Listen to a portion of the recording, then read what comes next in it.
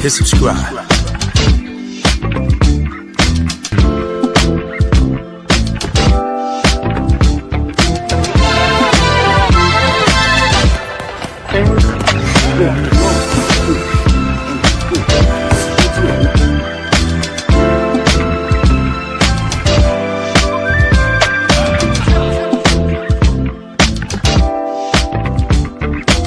Subscribe to my guy, Uncle D.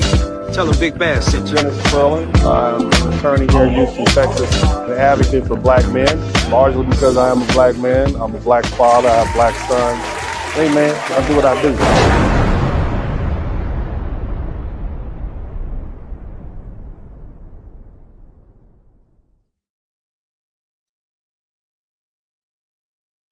What's up, everybody? Welcome to the broadcast. Shout out to Mr. 43TX. Shout out to everybody who is here with me today. My name is Dennis Spurling, and I would like to welcome you to the Dennis Spurling podcast. The name of this podcast is Divided Black America, Exposed by Karmelo Anthony and Cyrus Carmack-Belton. Now, undoubtedly, many of you have seen me over the past couple weeks discussing Karmelo Anthony's verdict with my good friend Willie D of the Geto Boys. And as you can see, it's been highly contested. A lot of people agree with Willie D. A lot of people agree with me. And a lot of people disagree with both of us in a very vehement manner, very angry. Somebody typed angry in the chat room. You know, a lot of people came to my page because of that conversation and they became subscribers. And I'd like to welcome you all to this page. And, you know, so I want to, you know, whether you came here because you agree with me or disagree with me, wanted to hear more, wanted to challenge me, I'm glad you're here. And this page isn't for people who just want to hear what makes them feel good. I'm not going to make you feel good on this page. Not all the time. I promise you I'm going to be accurate. I promise you I'm going to tell the truth. Okay, but this page is for people who want to deal with facts, law, history as written, culture as accurately interpreted, and the uncomfortable truth. That's why they call me the Blizzard King, because I tell the cold hard truth.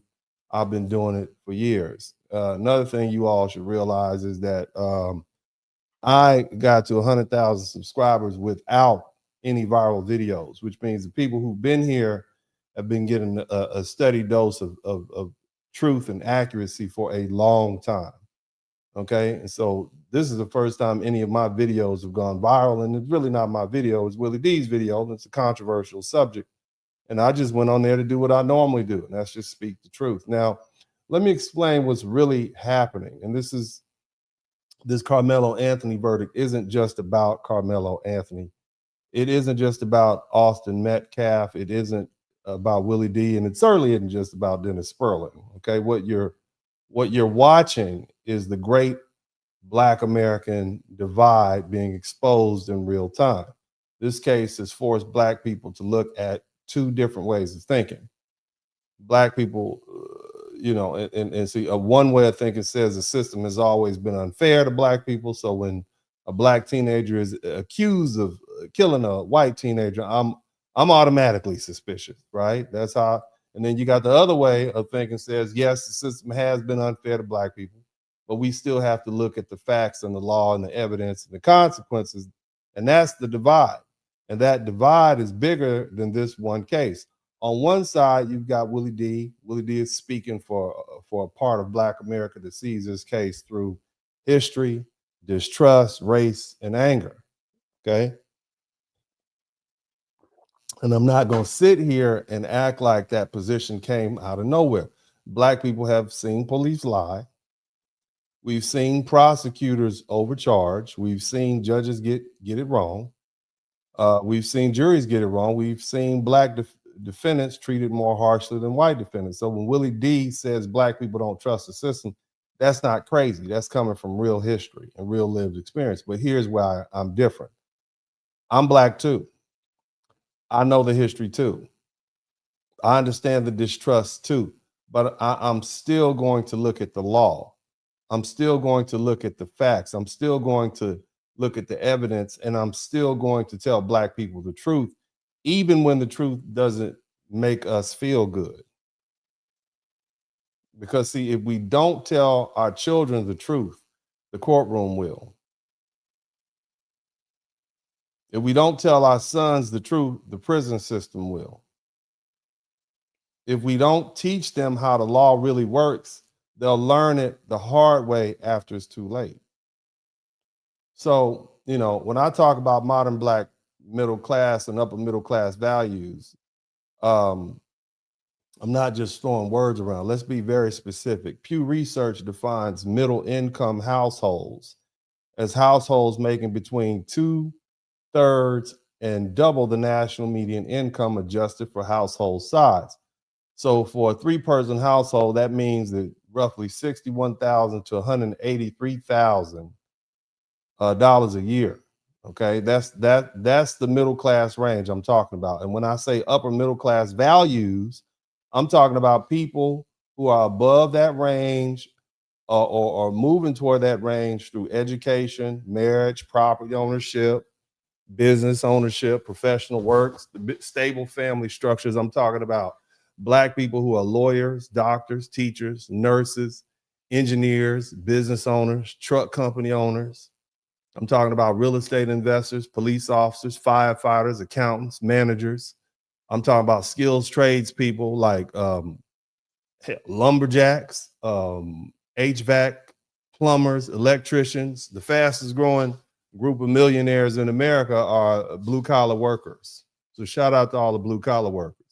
Those are the trades people I'm talking about. And I know I missed a few welders, especially the offshoremen. I'm talking about people who've got mortgages, car notes, retirement accounts, children who are in college, children in private school, and families they're trying to protect.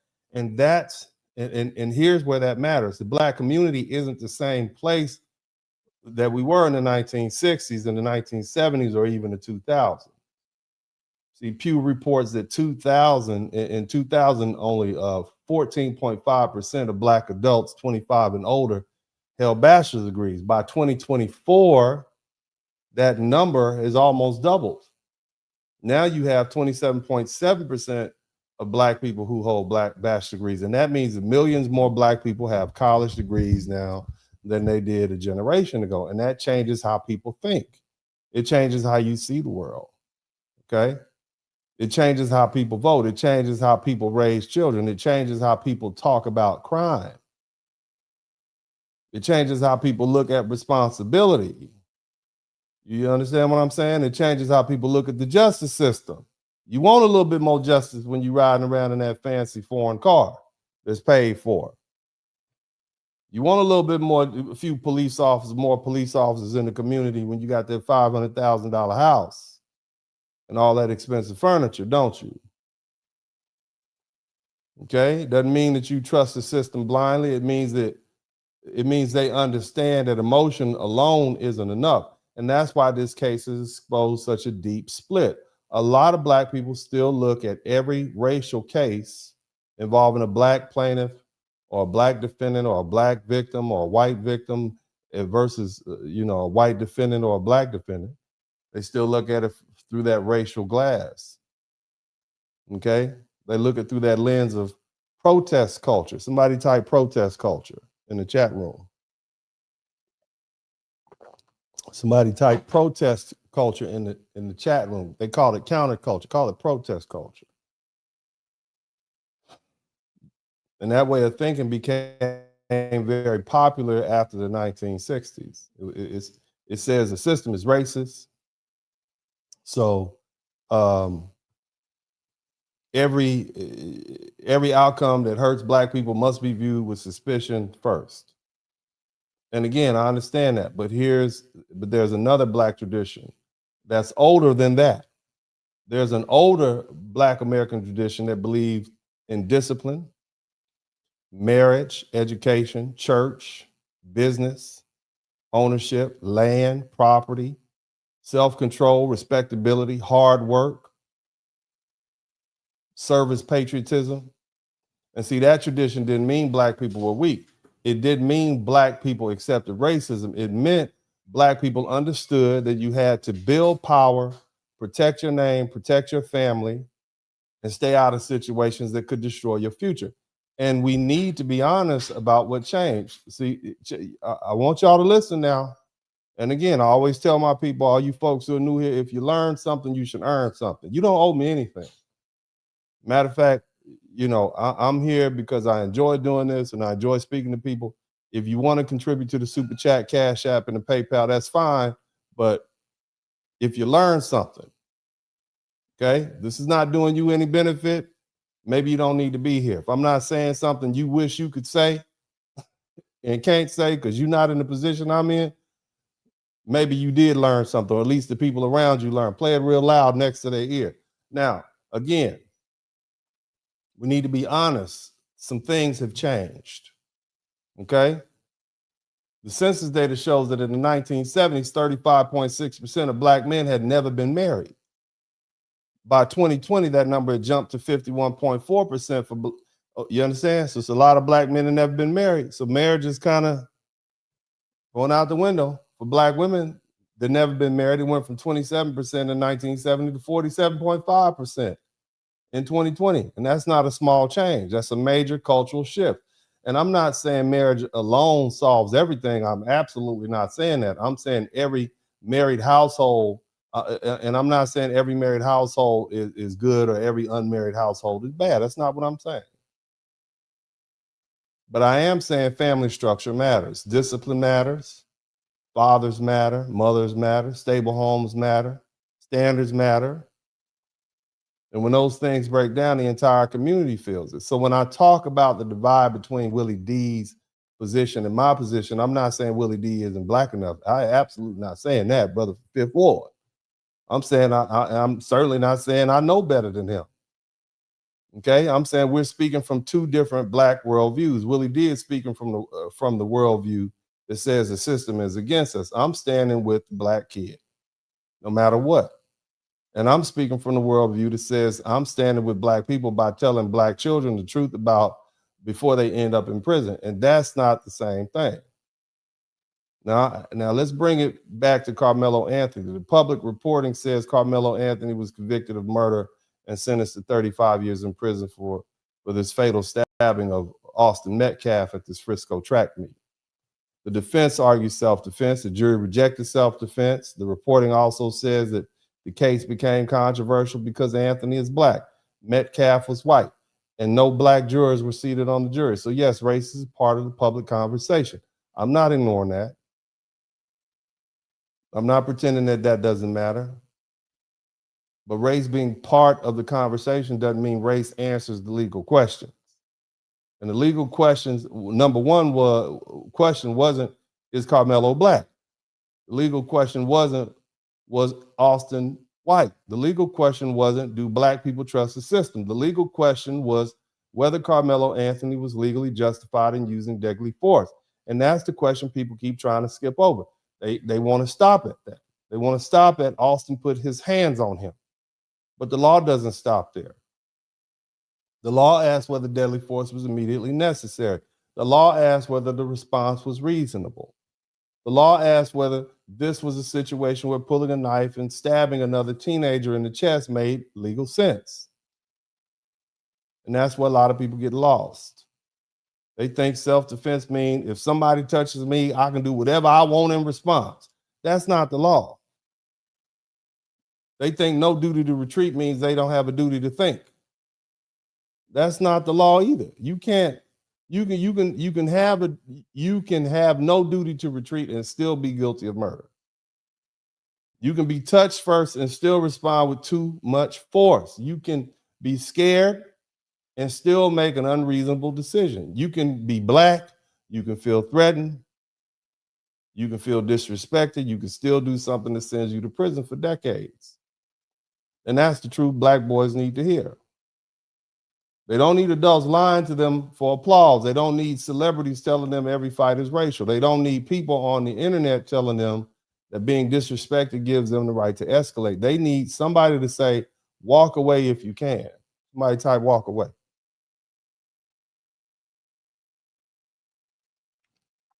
They need somebody to say your pride isn't worth your freedom. They need somebody to say your emotions can't control your emotions can't control your hands.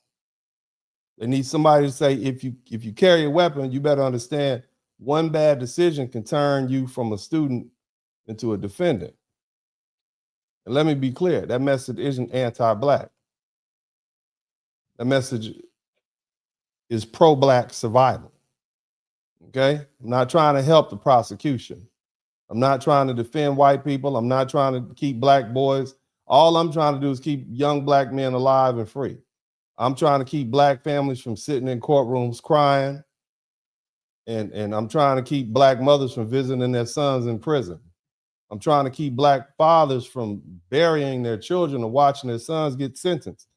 I'm trying to tell the truth before the system gets the chance to teach the lesson the hard way. That's why this debate with Willie D matters. It put two Black viewpoints on screen at the same time. One side said, don't trust the system, so I'm suspicious of the verdict. The other side said, don't blindly trust the system either, but I'm not going to ignore the evidence and the law just because the defendant is Black. Both of those views come from the Black experience. But only one of those views teaches our children how to survive in the world that actually exists. Because here's the bottom line. Karmelo Anthony isn't going home because people on YouTube think the jury got it wrong. He isn't going home because celebrities are mad. He isn't going home because people say it was self-defense on social media. He was convicted of murder. He was sentenced to 35 years. He's appealing, but right now, that's the reality. And if we're serious about helping Black children, we can't wait until the sentence to start telling the truth. This case exposed something bigger than one verdict. It exposed the fact that Black America doesn't speak with one voice anymore. Some Black people are still locked in the protest first mindset, where every racial conflict becomes a system versus us. The other Black people are moving back toward older Black American values. Somebody type FBA in the chat room. Education, marriage, family, discipline, self-control, emotional control, faith, home ownership, business ownership, law and order, personal responsibility. And that doesn't mean we're ignoring racism. It was much worse back then, and they still exhibited those things. And that doesn't mean we trust everybody in power. That doesn't mean we stop fighting injustice. It means we stop confusing racial loyalty with legal blindness. And see, real Black leadership isn't just telling Black people what they want to hear. And you already know, I'm not going to do that. Not over here. See, real Black leadership is telling people what they need to hear. Real Black leadership says, yes, racism is real, but consequences are real too. Real Black leadership says, yes, the system can be unfair, but bad decisions can still destroy your life. See, that's courage. We love our children, but loving them means correcting them before the world punishes them. So when people ask why this Karmelo verdict has caused so much division, shout out to Afro Thunder. Thank you for being the first person to contribute to the super chat. But again, people want to know why this is called. The answers, look, why does this cause so much division? Willie D gave the voice to the anger, and I gave the voice to the standard. Willie D spoke to the pain, and I spoke to the consequences. Willie D spoke from distrust. I spoke from law, facts, and survival. And now Black America has to decide what message we're going to teach our children. Are we going to teach them that every racial conflict is a green light to react? Or are we going to teach them that discipline, self-control, and judgment can be the difference between going home and going to prison? It's your decision.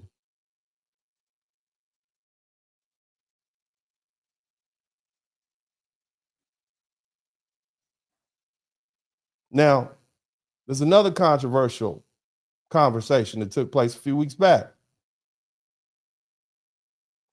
Let's talk about the Cyrus Carmack-Belton case. Remember that? That really had us going because, see, that case proved exactly what I'm talking about. A lot of people are upset because Rick Chow was acquitted.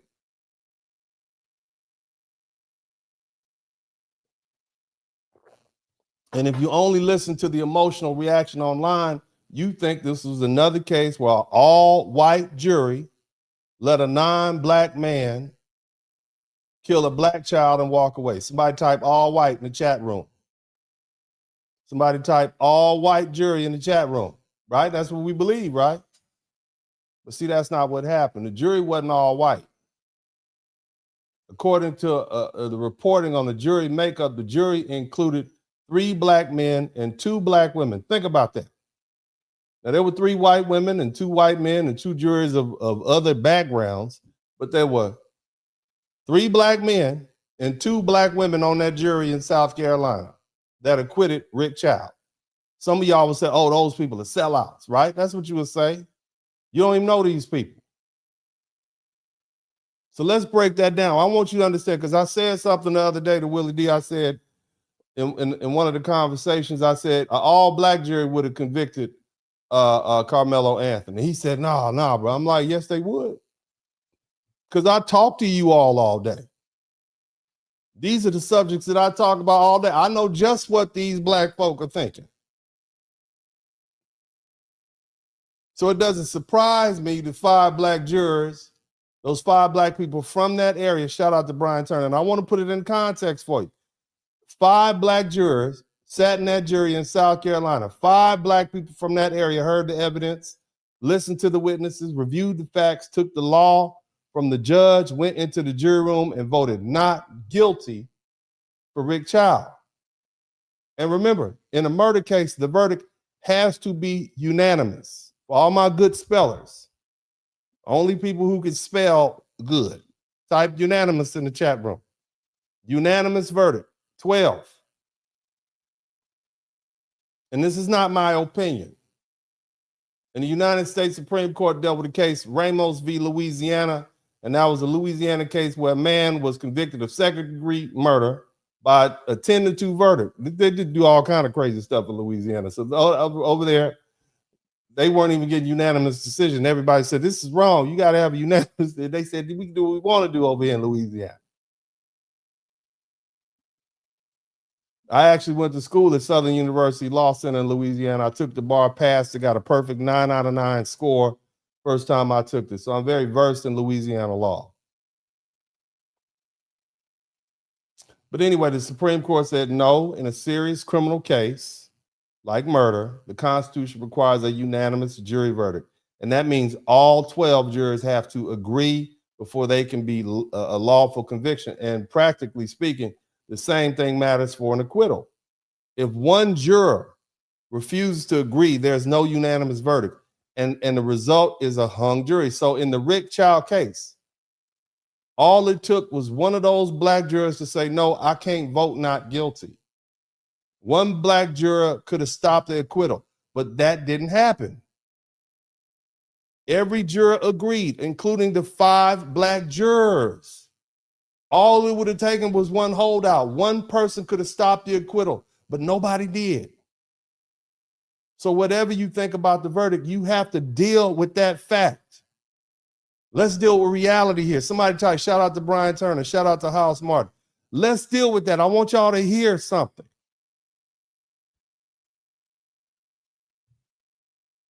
Now, I know some people don't want to deal with this. They want to skip right past the fact that 5 black jurors acted like this was just some white racist system doing what it always does. But that explanation doesn't work over here on this channel. We dig deeper into it. See, this wasn't 5 white people forcing 5 black people to go along. This was a unanimous jury that included 5 black jurors. So the question becomes, what did those 5 black jurors see? What did they hear? What did they understand about the case that a lot of people online don't want to deal with? And I'm going to tell you what I think happened. I think those jurors may have not liked Rick Chow. They may have not liked the fact that he and his son chased Cyrus for 130 yards. They may have not liked the fact that Cyrus was shot, according to his lawyer, not in the back, but in the side. But still, he wasn't facing Rick Chow. They may have not liked the way the whole thing started over a false shoplifting accusation, including some 99-cent bottles of water. But see, they also had to deal with one fact that changed the whole case. Cyrus Carmack-Belton, a 14-year-old boy, had a gun.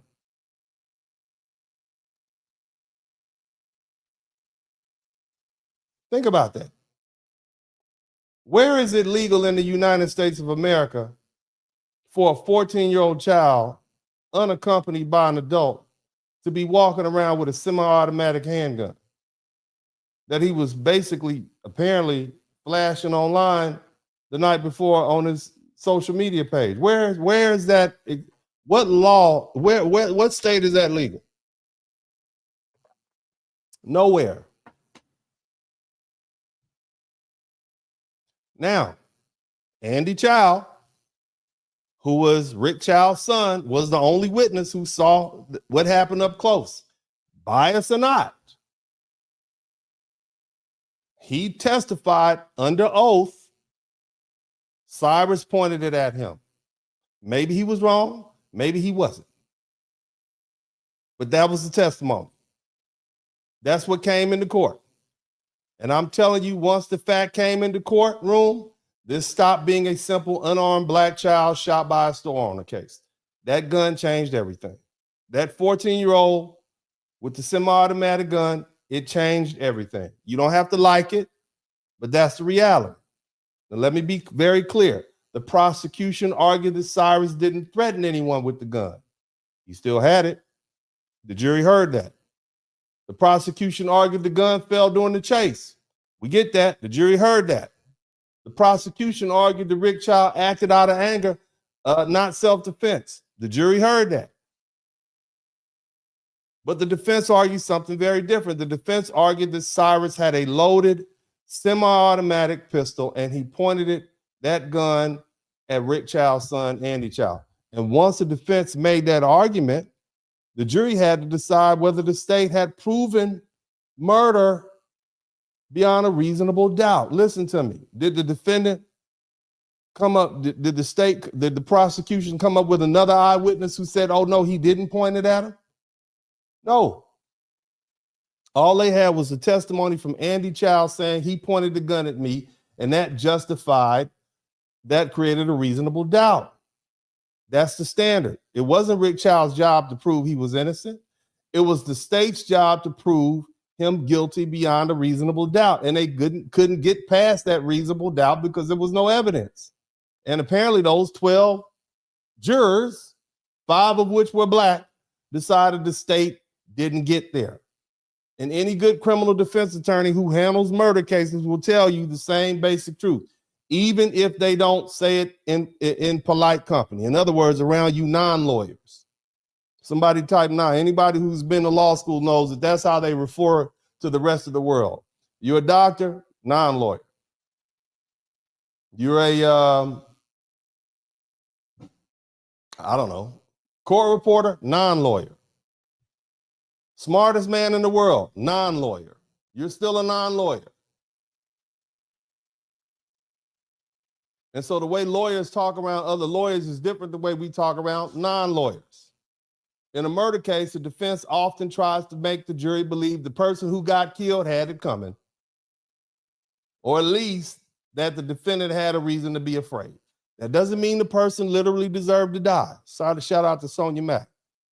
That means the defense is trying to destroy the clean victim image.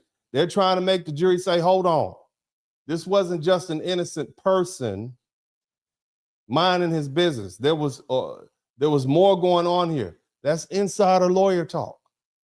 That's how these cases are often defended. The defense tries to create doubt by making the deceased person look dangerous and threatening, aggressive, or responsible for creating the situation. And in the Rick Chow case, the fact that Cyrus had a gun, 14-year-old Cyrus had a semi-automatic gun, gave the defense exactly what they needed. If Cyrus had been completely unarmed, this case would have looked very different. If there had been no gun, the defense would have had a much harder time saying Rick Chow was defending his son. If there had been no gun, this would have been a grown man chasing a 14-year-old boy and shooting him in the back after wrongly accusing him of stealing water. That's a very different case. But once the jury heard that Cyrus had a pistol, the defense had a path. And whether people like it or not, that gun gave a jury a reason to question whether Rick Chow or his son could have believed there was a deadly threat. They could believe that. And this is where people are going to get mad. I'm going to say it anyway. There's no good reason for a 14-year-old boy to be walking around Columbia, South Carolina with a loaded gun. Who disagrees with that? I don't care if you like Rick Chow. I don't care if you hate Rick Chow. I don't care if you think Cyrus should still be alive. I don't care if you think the shooting was wrong. A 14-year-old child, boy or girl, shouldn't be walking around in an American street with a loaded semi-automatic pistol. Look, man, when a 14-year-old child has a gun, everybody around is in danger. He's in danger, his friends are in danger, his family's in danger, the people in the community are in danger. And more often than not, when young people carry guns, the people most likely to be hurt are the people closest to them. And that's not emotion. That's not anti-Black. That's reality. Let me run some numbers down to you all. Somebody type sellout in the chat room. Let's get that language going. Somebody type sellout. Come on, let's get all that in there. Because I'm telling you something you don't want to hear, which is sad, sorry selves. Type raccoon in the chat room. I want all that. Get all that in there. Somebody type Sambo. Let's get all that in there. Huh. You don't like me saying it, and you don't like the fact that those 5 Black people acquitted Rick Chow. But let's talk about some numbers. These are people from that community. The Columbia Police reported that between 2019 and 2023, 434 people were shot in Columbia, South Carolina. And guess how old the most common age of the shooting victims were? Yeah, somebody type Oreo, 19 years old. The most common age was 19 years old. I want you to think about that for me. What that means is young people are shooting and killing other young people in Columbia, South Carolina. The violence is hitting young people. You know what happens to your body when you get shot? Huh? You never get over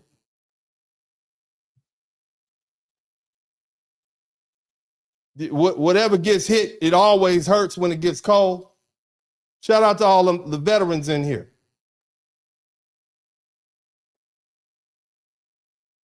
South Carolina had one of the highest gun homicide rates in America in 2023. This is what these jurors are thinking about as they sit in that room. You got a teenager with a gun.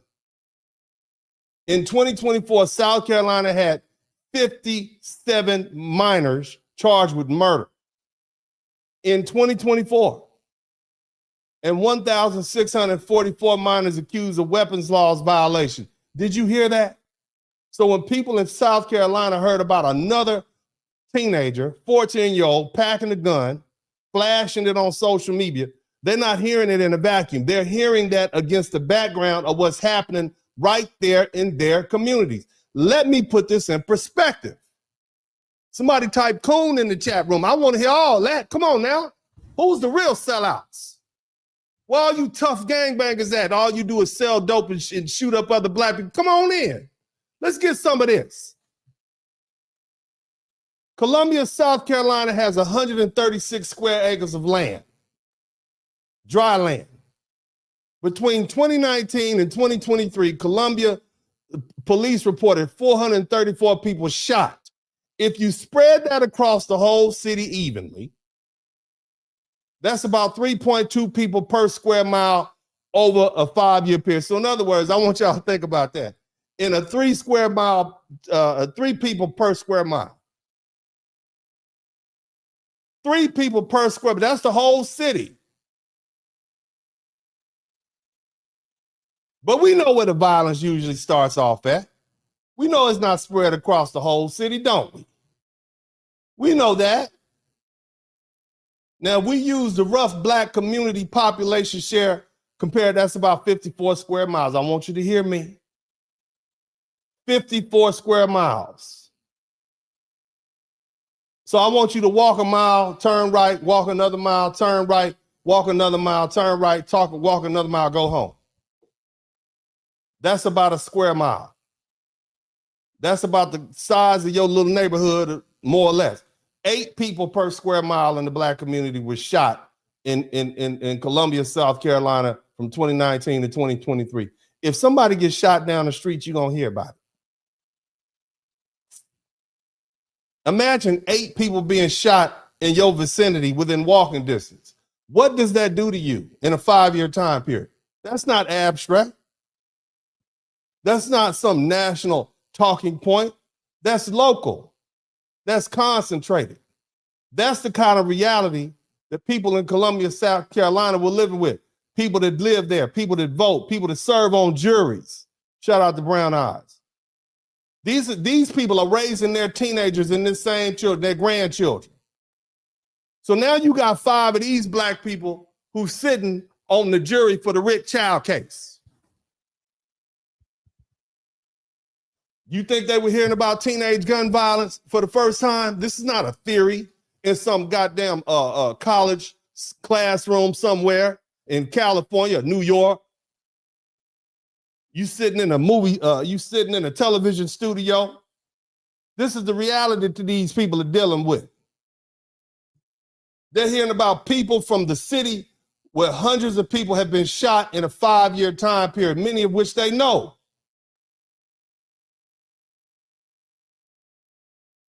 And if that violence is concentrated in the same communities where black people live, work, shop, and try to raise their children and grandchildren and nieces and nephews, then those jurors have looked at the gun and said, we're tired.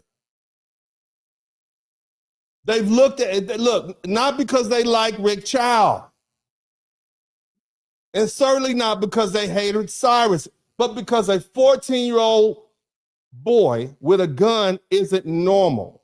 And people who live around that kind of violence know exactly what it means. And that's why I believe those black jurors looked at that case differently than you folk online.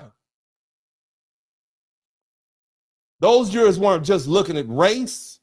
They were looking at life in their community. They were looking at crime. They were looking at guns. They were looking at teenagers with semi-automatic weapons like it's a war zone. They're looking at what's happening when young people are armed and reckless and believe, look, and I believe many black people in that area are tired. I mean, I believe many of y'all are tired. We're tired of these young folk walking around with guns and flashing them on the internet. We're tired of teenagers with pistols. We're tired of hearing about another shooting. We're tired of worrying about our own children getting caught up in some of that. We're tired of seeing our black communities be destroyed. We're tired of people excusing that behavior that puts everybody else at risk. Now, some people are going to hear that and say, Dennis, you're blaming Cyrus. No, I'm not. I'm not saying Rick Chow is a hero. I'm not saying Cyrus should be dead. I'm not saying any of that. I'm not even saying I like the verdict. I'm saying I understand how 5 black people on that jury got where they are. That's the difference. That's a different conversation. Understanding the verdict doesn't mean celebrating death. Understanding the verdict and understanding the black people who were on that jury who voted to acquit Rick Chow doesn't mean they don't have compassion for the family.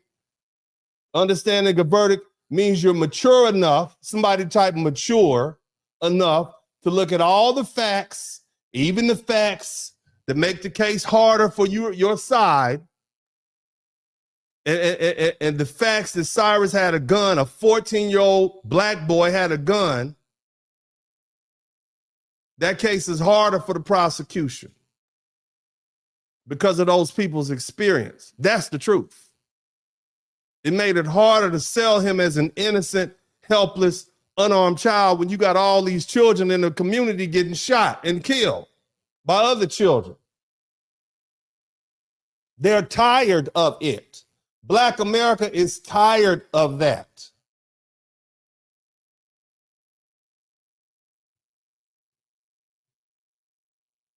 And that gave the jury a reason to say we may not like what happened, but we're not convinced beyond a reasonable doubt that this was murder. We know what these kids are doing.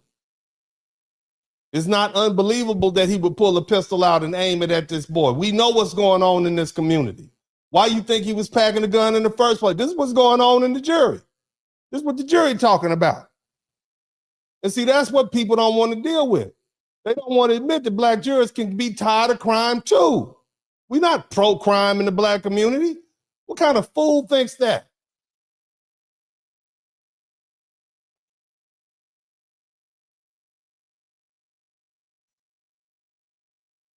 You can't admit that black voters are tired of teenage gun violence. They don't want to admit that black homeowners get tired of disorder. You paying all these property taxes and mortgages, and you can't even enjoy your household. Some of y'all can't even sit out on your porch. You can't even go for a walk. The neighborhood just gone straight down. See, they don't want to admit that black working people can be tired of having neighborhoods and schools and businesses and property values affected by other black people who don't give a damn about anybody else's quality of life. And so they express themselves in that jury verdict. Look, man, let's be real. People who sit in juries are often people who show up. They're registered voters. They're reachable. They're responsible enough to come to court when summoned. Many of them have jobs. Many of them own businesses. Many of them have parents. They're homeowners or renters trying to keep a stable life. Many of them are taxpayers. Many of them are people who've got something to lose. And people who've got something to lose don't look at crime the same way as people who don't have anything to lose. If you work as an HVAC or trucking, you're in education, you're a school teacher, you're a nurse, you're in law enforcement or a lawyer, you're an engineer, you're a real estate agent or a business, accounting, construction, or any other serious field. You know what I'm talking about. You work hard. You pay taxes. You pay rent on a mortgage. You pay insurance. You take care of your children. You try to live in a decent area. You try to keep your family safe. You try to build something. And then you watch a small group of reckless people tear down the quality of life of everybody else. And after a while, you get tired. Somebody type tired in the chat room. You get tired of the weed smoking. You get tired of the drug dealing. You get tired of the gun toting. You get tired of the crash out culture, being treated like it's some kind of authentic blackness. It's not. It's a dysfunction. And see, that's why all that name calling, it don't work anymore. You're going to call all 5 of those jurors Sambos because they're tired? Because they're tired of the destructive behavior? You're going to call them all, you're going to call all 5 of those black jurors coons? Some of them might be your grandmas. You're going to call them all Uncle Toms? Because see, it's possible that those were just black people with a different value system. It's possible that they heard the evidence and said, we're tired of 14-year-olds with guns.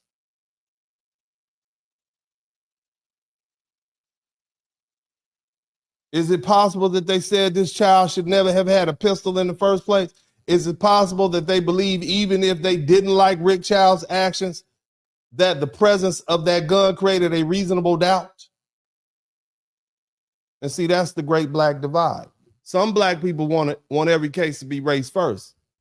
They want facts second. Other black people are saying, no, we're going to look at the facts first because facts are what decides cases. Some black people want to make every black defendant or black descendant a symbol. Other black people are saying, no, we can't love black people and still tell the truth about their behavior. Some black people want to blame the system for everything. Other black people are saying the system can be wrong, but our own decisions can destroy us too. And that's the same thing you see happening with the Karmelo Anthony case. The boy shouldn't have had a knife. I don't care what y'all say. He shouldn't have had a knife on campus. If he hadn't had a knife by default, if he wanted to defend himself, maybe he could have hit him upside the head with his book bag, or he would have just did the fisticuff. That's why we don't let children carry firearms, because they make emotional decisions. And I know a lot of y'all are saying, hey, the jury got it wrong. Y'all saying he was railroaded. People that are saying it's racism, but here's what the difference is now. 20 years ago, a lot of black people who disagreed would have whispered. They would have said it at the barbershop, man, you shouldn't have had a knife with him. They would have said it when they got home. They would have said it behind closed doors. They wouldn't have said it out loud because they didn't want to be called a coon or a sellout or an Uncle Tom. That's changed now. Now you got a whole different group of black people who don't care about offending that old protest mindset. They don't care if you call them names. They don't care if you say they're not black enough. They grew up watching the degenerate behavior. They saw the chaos. They grew up in the ghetto. They left the ghetto. They saw single mothers struggling. They saw fathers absent. They saw gang culture. They saw pants sagging. They saw twerking. They listened to the gangster rap. They heard we had all these songs about weed smoking 30 years ago. They saw the gun culture. They went to the funerals. They got the T-shirt.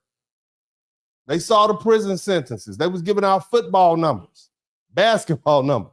They saw the school fights. They saw the neighborhood decline. And they said, we don't want to live like that. And that's what people are missing. See, this isn't just about Rick Chow. This isn't just about Cyrus Carmack-Belton. This isn't about Karmelo Anthony. This is about a rising group of black people saying, we're not defending dysfunction anymore. We're not defending teenagers with guns. We're not defending deadly force over pride. We're not defending people who create danger, then expect the whole race to show up afterwards and pretend like they were victims. We're not defending every bad decision just because the person who made the decision is black. Don't matter how much your mama get on the TV and cry. And again, that doesn't mean we stop caring about black people. We generally love ourselves. And it definitely doesn't mean we're going to stop fighting racism. That doesn't mean we stop demanding fairness in court. That doesn't mean we stop questioning police and prosecutors and judges and juries. That's what we're supposed to do. But let me tell you what it does mean. It means we're going to stop lying to ourselves. It means we stop pretending that every black person involved in the tragedy is automatically innocent of bad judgment. We're gonna stop. We not pretending that every black person locked away in prison is innocent. We know that's not true.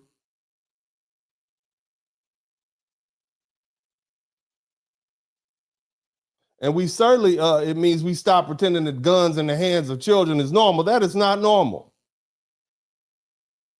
It means we stop pretending that the community can survive if we keep excusing the same behavior that's been destroying it over the past 45, 50 years. So when people ask why Rick Chow's jury acquitted him, don't just scream racism and move on. Deal with the real facts.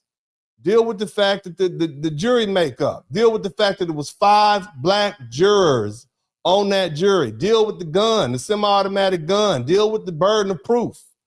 Deal with the self-defense argument. Deal with the crime stats in South Carolina and what was in the background context of what those black people in Columbia, South Carolina have been experiencing. All them young people getting shot.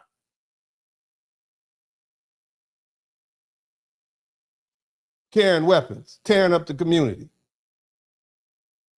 Because this is the part of the conversation that usually gets overlooked. Black people aren't just tired of racism. Black people are also tired of crime. We're tired of black on black crime. We're tired of hearing about it.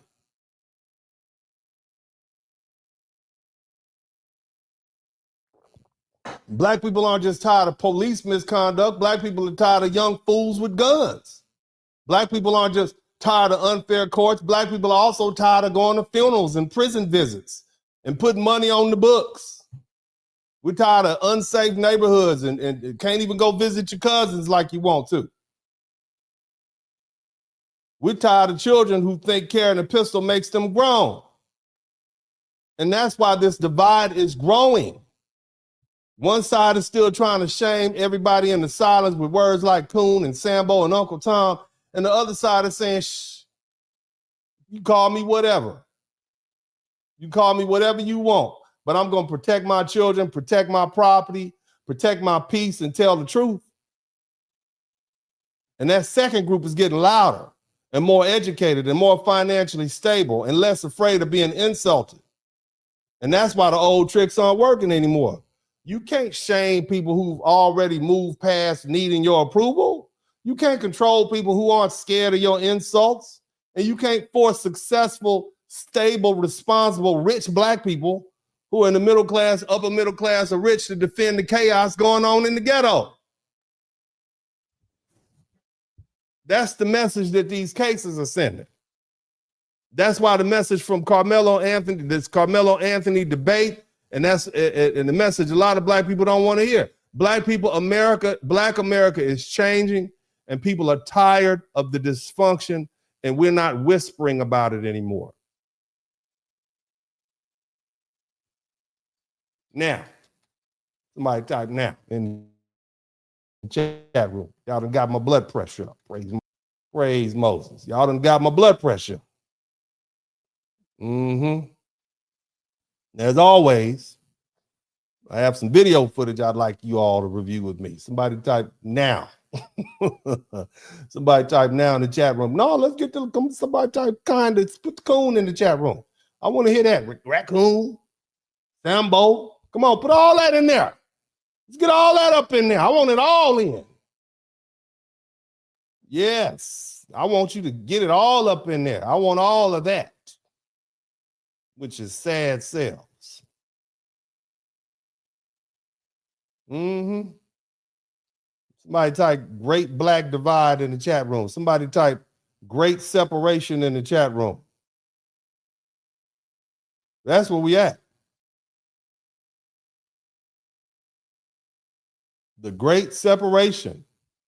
Black people are rejecting this degenerate behavior. You don't have to like it, but it is what it is.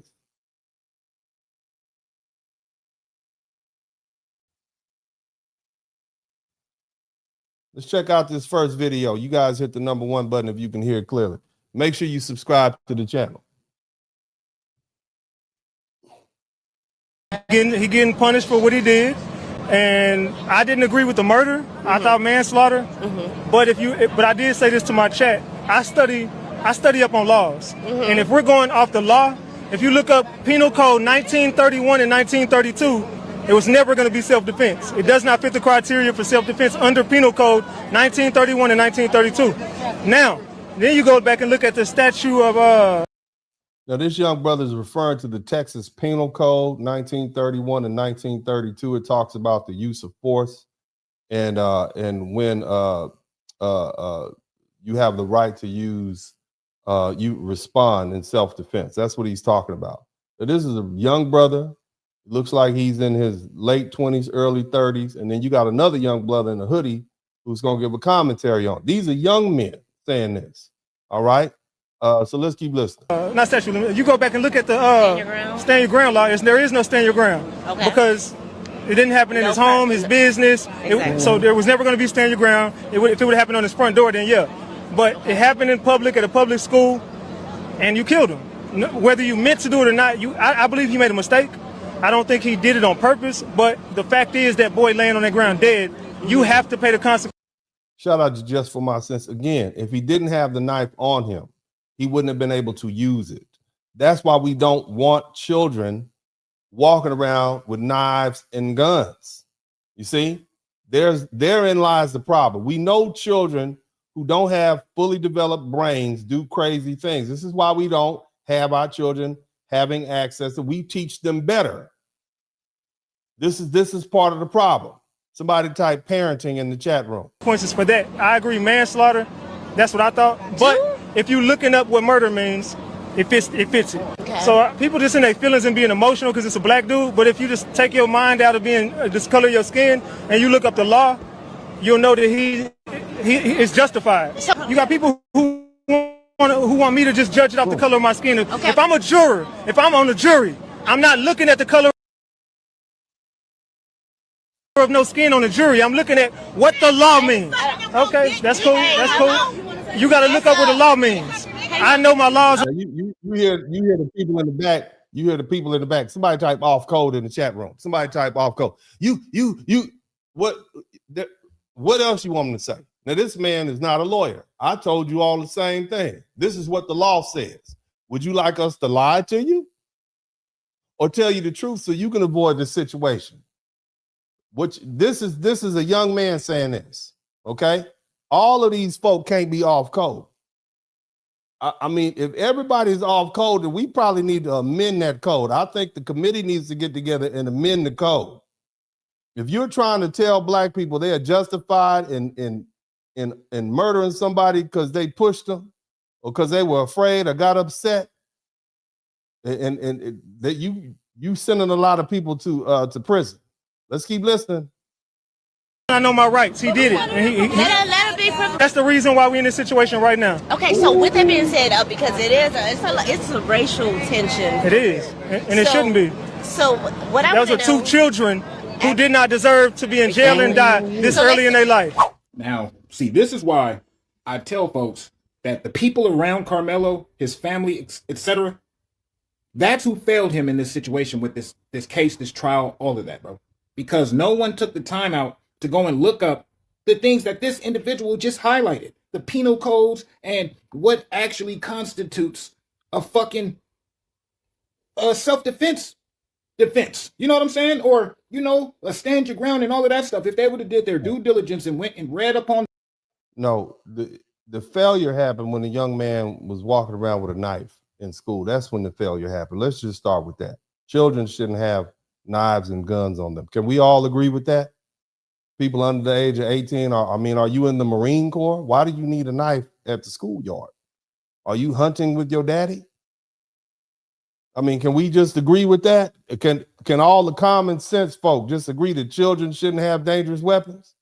Are you going to let your son or daughter, your 10, 11, 12-year-old walk around with a semi-automatic pistol in their hand? Somebody going to get shot. I'm just telling you that now. Okay, we are not Vikings. We don't let our children walk around with dangerous weapons. It just don't make sense. They could drop it on the ground and hurt themselves. Just think about that. Okay, it doesn't make sense. But we're gonna move on to the next video. Somebody type coons and sellouts in the chat room. I know that's how you feel. Because it's not nobody to tell your ears are burning right now. You're angry because you're not hearing what you want to hear. That's why you're mad. But unfortunately for you all, there are more black people who are coming out and saying, nah, we not with that. Because we grew up in the hood. We grew up in places like Chicago and Detroit and Los Angeles and Atlanta and Dallas and all these big cities back east, up north, and out Oakland. And we see what happens when you get out of. That's why we left some of those places. It was crazy. You can't let people get away like that. And that's why people are tired. Black people are tired of the degenerate, destructive, violent behavior. New Orleans. Next video. Let's keep looking.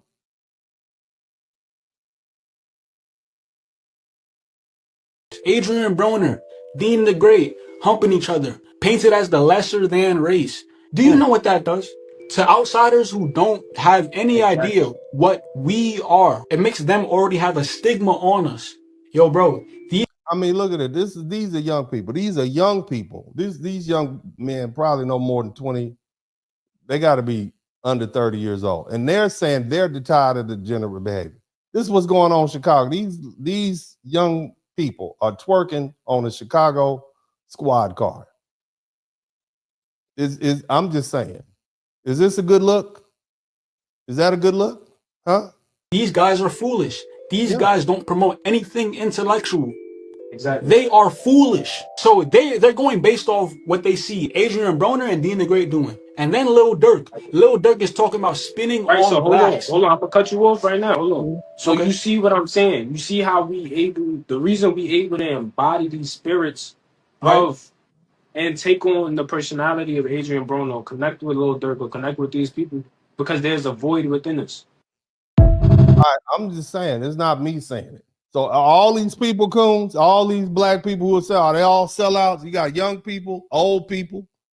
You got everybody saying we tired of all of them. Come on, where all the coon callers at? Where y'all at? Come on in and tell us all of us are wrong. All of us are wrong, and you're right. Because this is the great divide that we're talking about. Some black people are tired of the behavior. We're tired of having to defend it. So are all of us wrong? Are we all wrong? Because see, bringing a knife to a track meet, bringing a gun, 14-year-old packing a gun, this is part of that I can do whatever I want to do and you can't tell me culture that we've been dealing with. And if you try to tell me something, it's oppression. It's racism. That's what you're telling us. So all of us are wrong. Everybody wrong. That's what you're saying. Everybody else wrong. Not you. Oh no, not you didn't do nothing wrong. Okay, but the minute you get, hemmed up by the police for packing an unlicensed firearm, I'm a victim. We supposed to come to your rescue. That's what you're saying? You got grown men on there humping each other. He talking about Adrian, just do whatever I want to do. That's what you're saying. It's okay. Now let's go ahead and let's keep listening. Now I know you all, I'm a black lawyer. Now let me tell you a little bit about myself because I know you all like, oh, he don't know what he thinks. He's a personal injury lawyer. Practicing criminal law is something that they teach you to do in law school. You get that your first year of law school. That is basic law. They even test that on you on the bar exam. This is basic stuff. A first year law student, a second year law student can actually go join a criminal law clinic and defend real people. That's how easy it is. Very easy to understand, not complicated at all. You can literally get a law license, graduate, go right out and start practicing criminal law. They'll let you do that. And you can probably do pretty well for yourself. It's very simple. Okay? So it's not complicated. But when I gave y'all the explanation, you didn't believe me. So let me let somebody else tell you that you might believe. Y'all might believe them more than you believe me. Okay, even though, I'm licensed to practice law in 5 states or 6 states, admitted to practice in the Supreme Court of the United States, 5th Circuit Court of Appeal, multiple federal courts all over the country. You understand? But y'all don't have to believe me. Inducted into the Southern University Law Center Hall of Fame in 2024. So the lawyers think I'm an excellent lawyer. But since y'all don't believe I can explain, I got an LLM. I have 2 law degrees. One a JD that allows you to qualify to take the bar. Another one, LLM, that would allow you to teach law school if you want to. But y'all don't believe me. So I'm going to let these regular lawyers, who happen to be, a different color, let them explain. So y'all will believe them more than you believe me. Let's listen to this gentleman say the same thing I said on Willie D's channel. Go ahead, sir.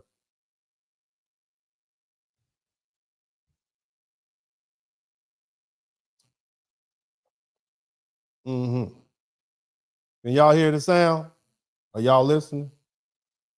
Maybe let me cue it up again. I want to make sure you guys hear what this gentleman has to say. I don't know if you guys can hear the sound. We'll try it again. Somebody said it was freezing. Let's see if we can get it going. Okay.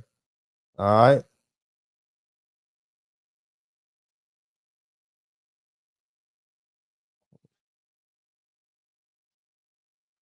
There are different components. The argument that Karmelo Anthony was there and he shouldn't have been there. Well, that's okay, but it's not your bleachers. You don't get to throw people out because of intent. That's an argument that you're going to see the defense make. Why did the eventual victim in this case decide that it was his role to kick him out? And then there's a tussling back and forth. And then, unfortunately, Mr. Metcalf did seemingly start the fight, so to speak, right? He was what we might call the aggressor.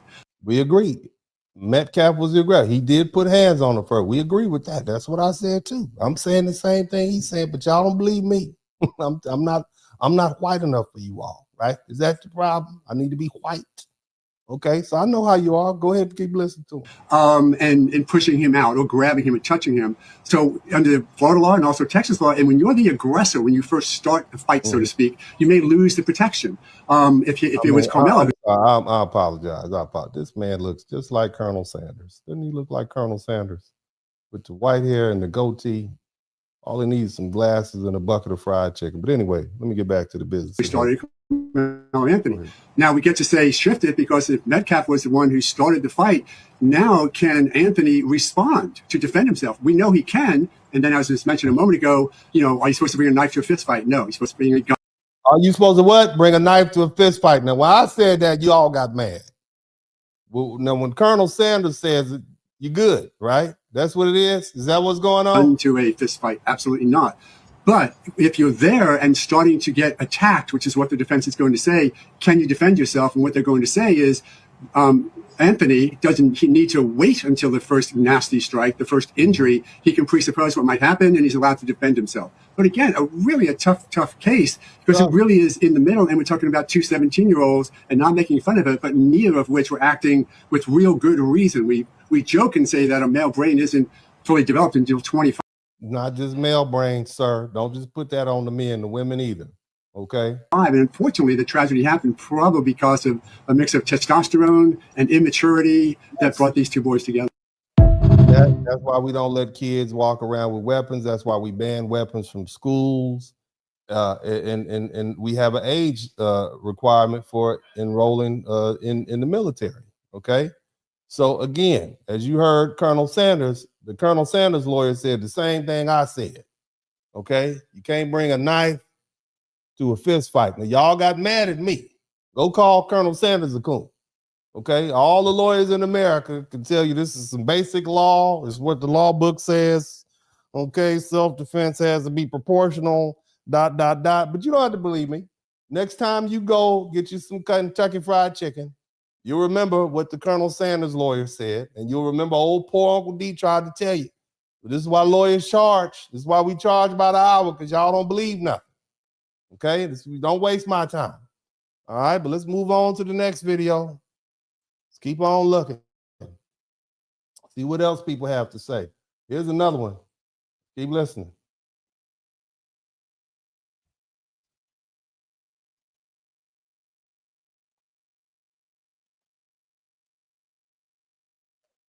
Here is to boycott niggas. To boycott. Oh, ma'am, hold on a minute. Y'all boycott every group of people except the actual group that y'all should be boycotting. The obvious answer here is to boycott niggas, to boycott degeneracy, the trashy music. That is the obvious answer. Y'all heard the blah, blah, blah. That's so that YouTube won't hear me saying the N-word. Somebody type family friendly. We can't have, she's just too cute to be throwing the N-word out like, ma'am, don't throw the N-word out like that. You can't just be saying that. But anyway, her point is that we need to boycott N-words. She's also talking about the Great Divide. Okay, the Great Divide. All right, let's let her finish talking with her little. Looked like she was out there with the lumberjacks with her shirt on. All she needs is the axe and a Paul Bunyan hat. Go ahead, baby. And instead of you guys looking at that and understanding that that is the answer, you guys want to blame the Asians on something that have nothing to do with the Asian community, and it has everything to do with our degenerate culture. And yes, I say you guys because last time I checked, y'all took my black card. Y'all excommunicated me from the community. So yeah, I'm going to refer to you as you guys. That's what they do, baby. They excommunicate you when you don't say something they want to hear. They excommunicate. Now, if you got you a white man that happened to be a duke or prince in England, you'll be black again. Okay, but as long as you saying stuff like that, you can't be black. Now, if you start dating A wealthy white man, they're gonna claim you. That's you know this. You know I'm telling you the truth. Okay, they'll give you a black card then if you become a black princess, even if you like 1/10 black, you'll still be black. That's it. That's how they do. Okay, but they will take your black card when you start telling them that some of the stuff you're doing is foolish and degenerate. They will swear up and down. Y'all know I'm telling the truth. Y'all know I'm telling the truth. Let's keep listening to this lady. And the sad part about it is what happened with Cyrus is other people doing something about y'all issues. That is what you are seeing. I told y'all, as long as y'all continue to do nothing about your issues, other people, other races of people are going to take matters in their own hands and your kids are going to be laid out in the streets. I said this. I'm going to say this one more time. She ain't lying. Okay, let me explain something to y'all. I want y'all to hear me. I want you to hear very carefully. Okay, she said something very serious. These people are not going to just let black folk, these young black people run around and destroy their neighborhoods and destroy their businesses. You're going to see a lot more acquittals. If all it takes is for a black child to have a weapon or a dangerous weapon on them, for a person to get acquitted for unaliving or murdering one of them, it's going to happen. These people are not going to keep tolerating this, man. And the minute you have black jurors who are saying, yeah, I'm going to acquit him too, even if he did kill a black person, the kid had a gun. I'm just telling y'all this is what's happening. And see, unfortunately, it's going to be good, decent black folk who are going to get caught up into that. It's going to be good kids who don't have criminal records who are going to get caught up, black kids. They're going to say, well, you know, he looks like a teenager. He fits the model, black boys and girls. So if we don't start reining this in ourselves, if we don't start checking this and getting these kids under control and checking these parents, it's going to get bad for all of us. None of our children are going to be safe. And that's another thing. They're going to start putting parents in prison. Your son they did a white woman like that. Her son messed around and hurt some people with a firearm. They put her in prison, along with getting sued civilly. They're also going to put the parents in prison. Are y'all ready for that? You better get society is tired of it. And look, I know y'all say, well, white people do it too. I get that. Okay, but that's where the racism comes in. Okay? If you got an all-white jury, your dad is the judge, your uncle's the DA, you might get a little slap on the wrist. Might do a little time, but that's not what we have as black people. That is not our situation. We don't get that privilege. We get the same old justice we've been getting. So we have to act accordingly. That's just the reality of it. Some people are, oh my God, if it's a minefield out there, you want me to tell you it's a minefield to the left? Or you want me to just let you walk through there? It's dangerous over there. Don't do that. It is, don't do it.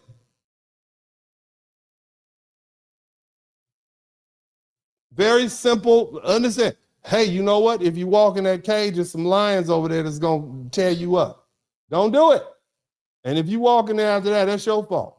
But we'll let this little lady with the perm keep speaking. Go ahead, lady. You got to do something about your own issues. You have to address the criminality, the stealing, the violence. If we don't address these issues, even the obesity and STDs, if we don't address these issues, nothing is going to get better. It's actually going to be quite the contrary. Yeah.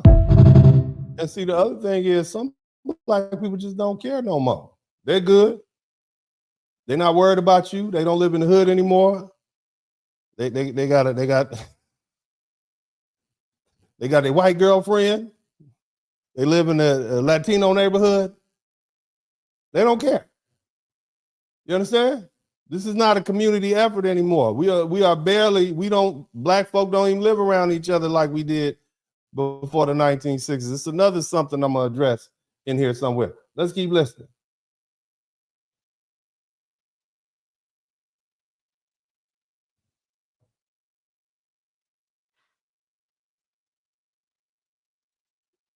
Okay. Streets twerking and doing stuff like that. Ghetto black woman, ghetto white woman. Okay. What white women are walking around the street twerking and doing stuff like that?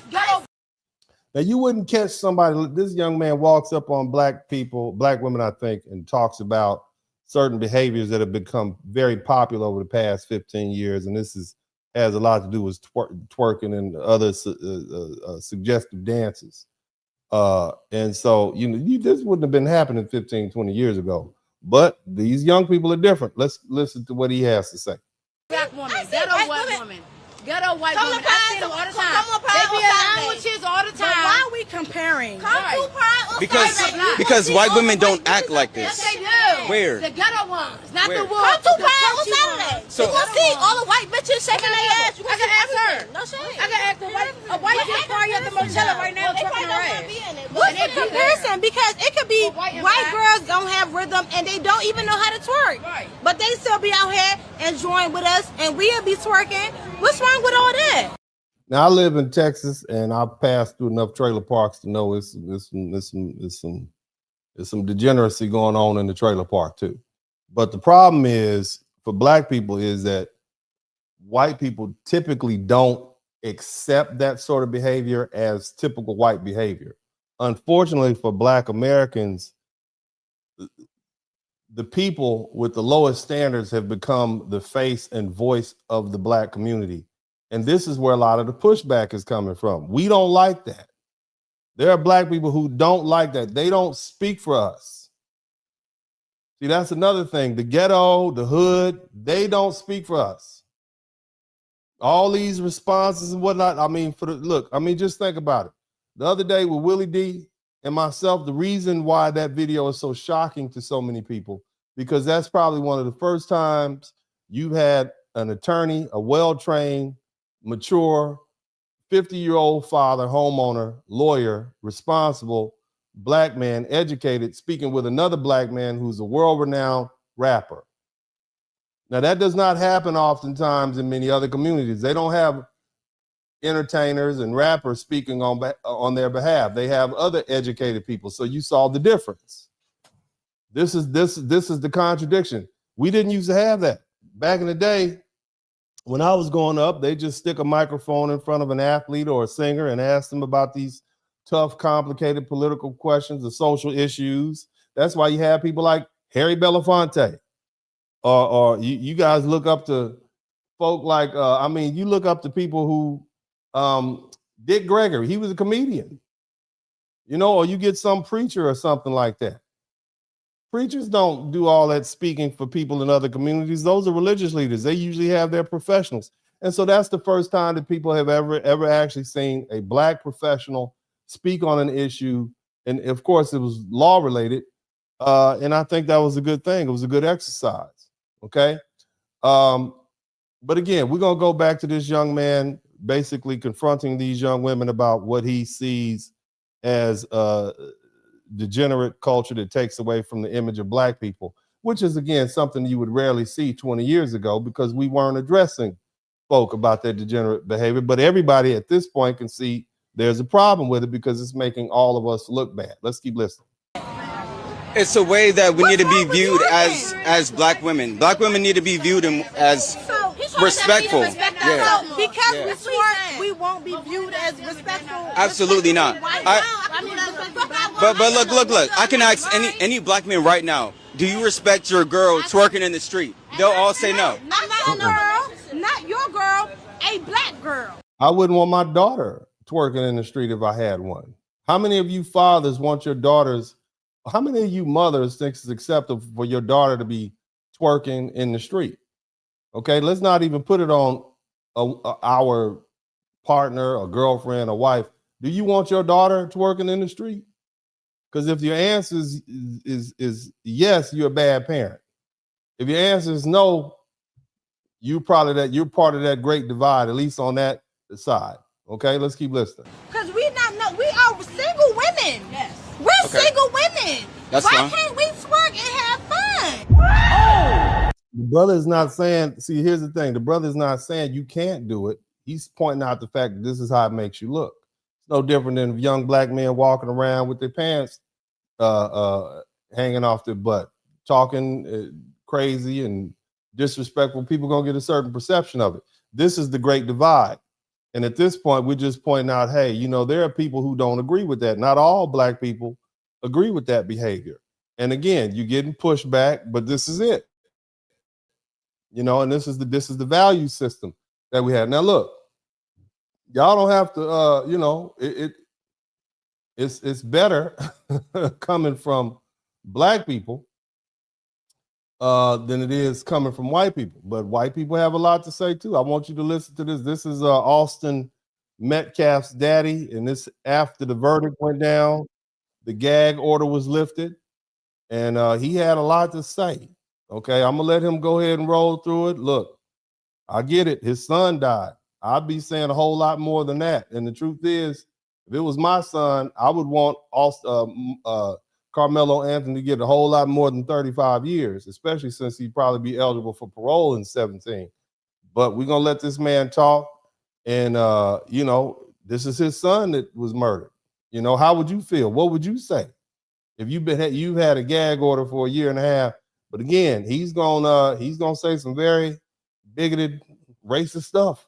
Okay, and we don't like it coming from them. We don't like it coming from black people, but you're definitely not gonna like it coming from this guy. Listen to him. You don't even know who your daddy is because 78% of you don't have your father in the home anymore. You got baby mamas running around with 8 kids so they can get EBT cards to feed you all. You think I'm being racist? No, I'm being real. Now, the truth is, sir, and I know you're upset, there are more white people on EBT and welfare than black people. I get that. And the other thing is you have to understand, and again, I know you're upset, your son was shot, but it's not all black people, okay? Is your son and that young man had some sort of altercation, and the truth is that your son shouldn't have put his hands on the young man. Let's start with that. I get that. The other boy should never have had a knife on him, and he certainly should haven't used that sort of excessive force. But again, you know, and I empathize with you. I definitely don't want my son to get in some sort of skirmish and end up getting stabbed. But I also tell my sons to keep their hands to themselves. But let's let you keep talking. I know you're angry. I'm gonna give you some airtime. Here we go.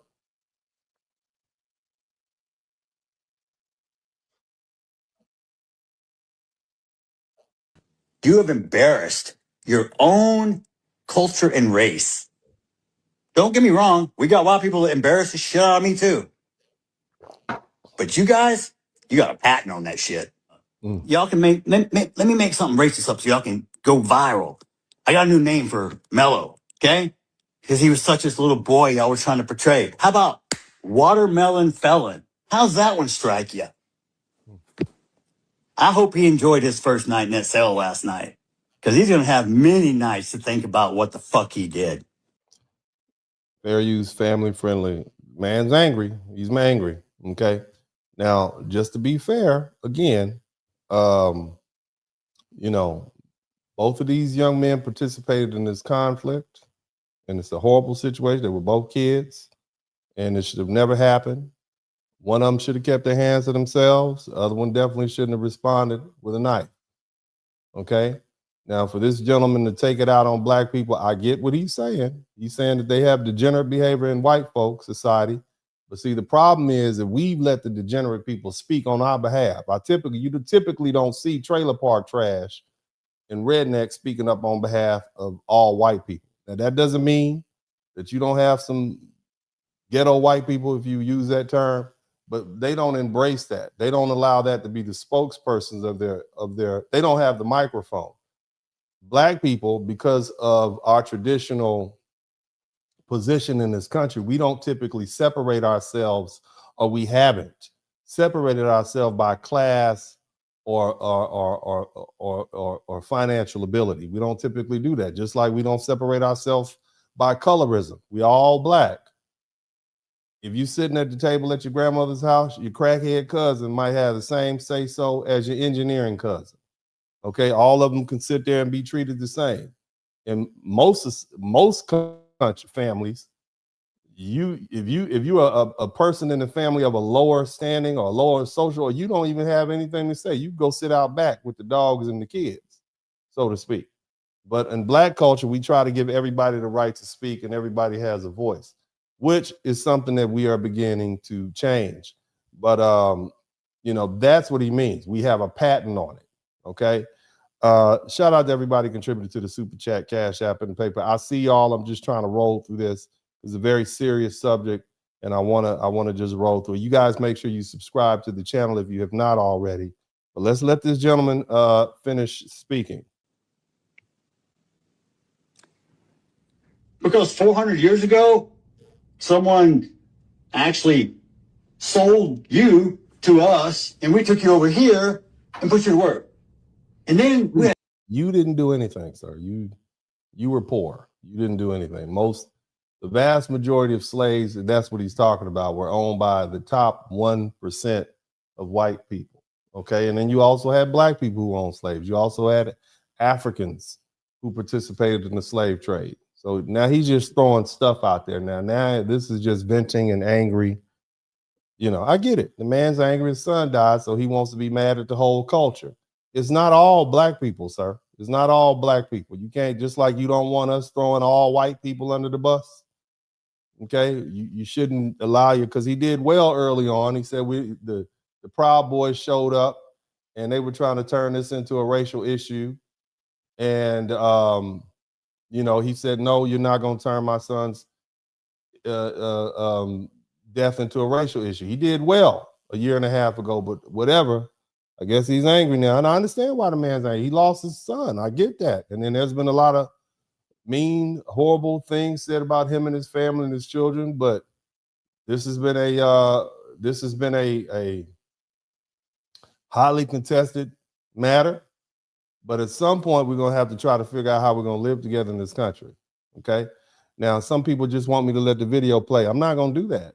Okay. I'm not. If you want to see this video, you can go over there to social media, Instagram, or wherever, and you can look at it for yourself. Here, we're going to put it in context. I'm not going to let anybody rant. Okay. So be offended if you want to. I'm not going to let it go like that. On top of that, YouTube might demonetize me for that. Let's keep going. a civil war to free your ass. And now you want to talk shit. Oh, I've been so oppressed. You couldn't even vote 1960. That's not true. Black men could vote way back before white women could vote. White women couldn't vote until after black men. And on top of that, we had the right to vote after the end of this. We had black people who were elected to office at the end of the Civil War during a period called Reconstruction. They were black people sitting in Congress right back in those same congressional seats. So that's inaccurate, sir. But I'm gonna let you continue. Look how far you've come. Look at all the free shit we give you. Free? I think it's cost a lot in blood and treasure. You have black people who have participated in all the wars, and many of our ancestors were here before your ancestors arrived, just so you know. And I'm not just talking about the Africans. I'm talking about Native Americans, because black people, by generally speaking, are an amalgamated people. We have white ancestors, but we were here before your ancestors in many instances. Go ahead and continue, sir. Go ahead and continue. You're not oppressed. You're fucking entitled. Yeah. So yeah, he's very angry. Again, I understand why the gentleman's angry. His son was murdered, and you know his family was drugged through the mud. But the bottom line is, it's not all black people. Just like you don't want to throw all white people under the bus. At the end of the day, these were two children. They got into a fight, and you know they both participated. One of them pushed the other one. He shouldn't have done that. And the other one overreacted. Period. And it's totally it's unfortunate. You got the Karmelo Anthony was sentenced to prison, and that's what we do in a civilized society. It's not really much more we can talk about, but we'll move on to the next video. You guys hit the #1 button. But again, it's the degenerate behavior. Okay. It's degenerate behavior, and whether you're a good kid or a bad kid, this and for all intents and purposes, Karmelo Anthony didn't have a criminal record. He hadn't done anything prior to this. Okay. but we still have to deal with the fact that he too was touched. Just like some of your kids, you didn't raise your kids in the ghetto, but they still do ghetto things. Some of our young professionals think it's okay to try to, you don't know if you want to be an engineer or a gangster.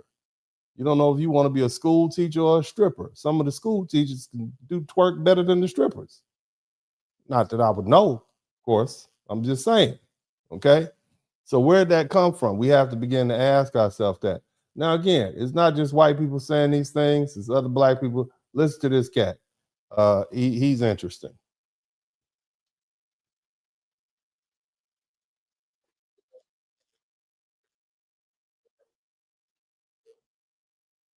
More than the actual person who's not with us anymore. The actual victim, they don't care about. Everyone feels sorry for this little monster. I never felt comfortable around you niggas. That's why I got the hell away from y'all. Sir. It's because you have on that cowboy hat. And I know cowboy hats. That's not a real one. That's something you picked up at the local Walmart. But they don't like you either. Okay? I'm just saying, young brother, they don't like you either. So, it's interesting. Okay? You can try all you want, but you're still one of them, meaning you're one of us. Okay? So don't try to distance yourself from the group. I hate you. And when you move in, that's what they looking at you saying, they hate you too when you move into their neighborhoods. I'm just pointing that out, sir, respectfully. Y'all think this is a game, like, oh, you're just saying this for likes and clicks. No, I'm not even near you niggas. My kids don't go to school with you niggas. This ain't. Sir, you are one of the N-words. Why do black people do that? Why do black people say, I don't even live one of you all? You are them. When you say, I don't live around you, you brought them with you. You are them. When white people see you, they like, man, we got to move because you're one of them, sir.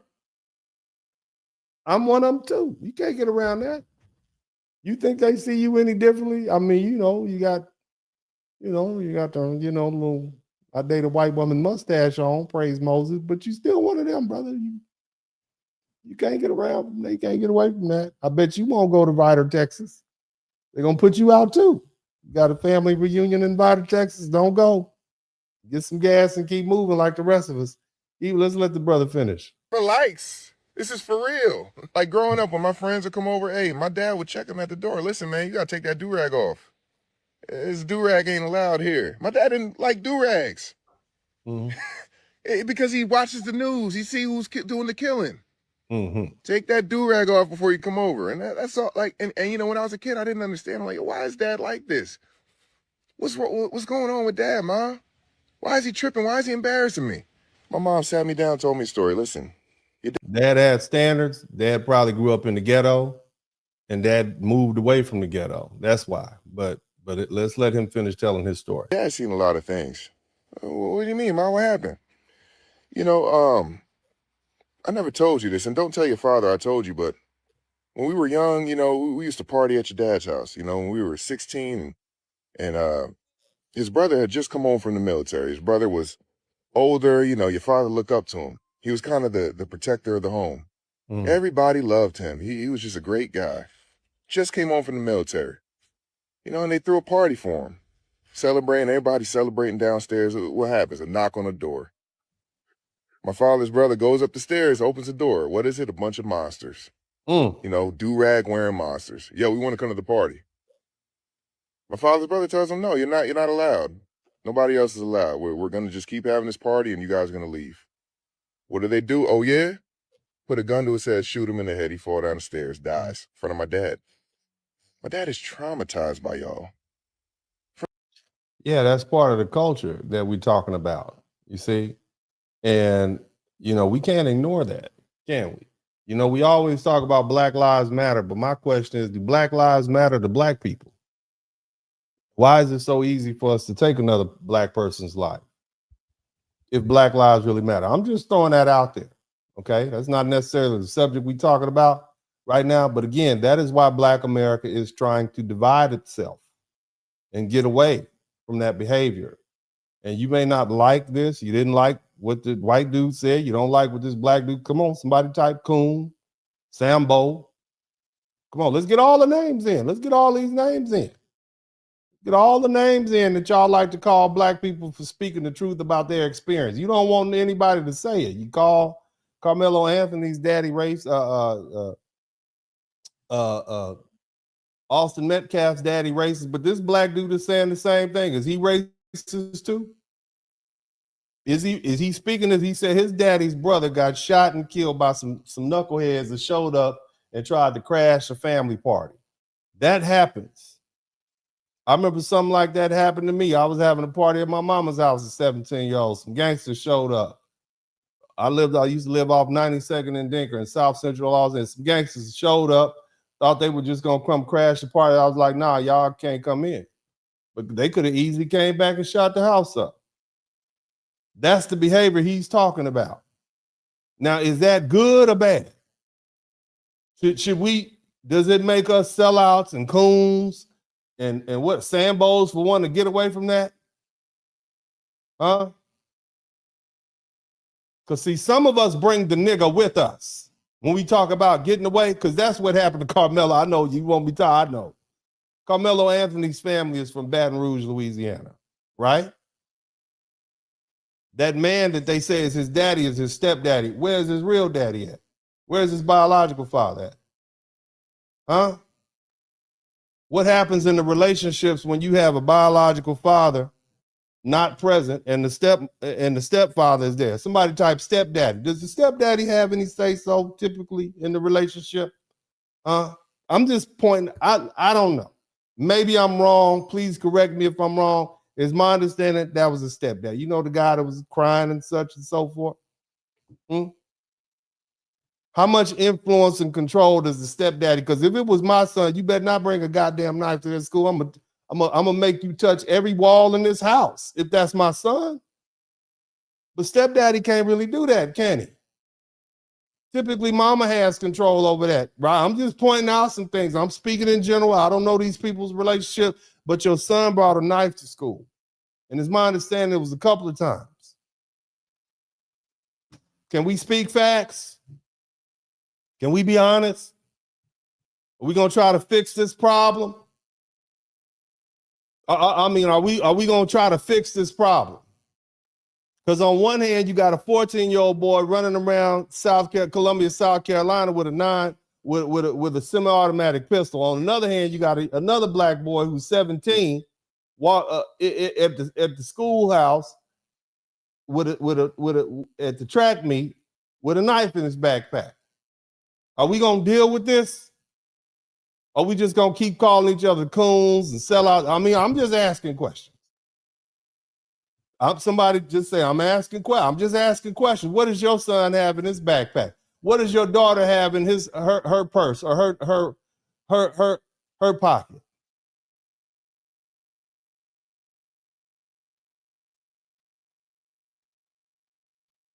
I mean, I'm saying, are we gonna deal with it?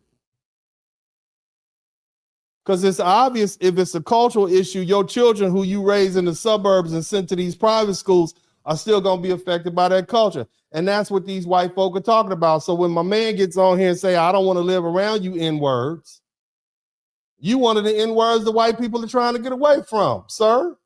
You and your kids. Love the kids, I'm just saying. We all have to deal with this negative image. We all are going to have to deal with the prejudice that comes along with being a culture known for who leads with the degeneracy. Do you all get that? The Honorable Elijah Muhammad said this: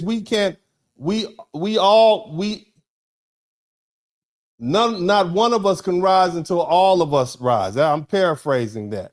So we're all stuck in this boat together. So whether you got a cowboy hat on from Walmart or some boots from aisle 10, you still are subject to that same reputation. You can't get away from it.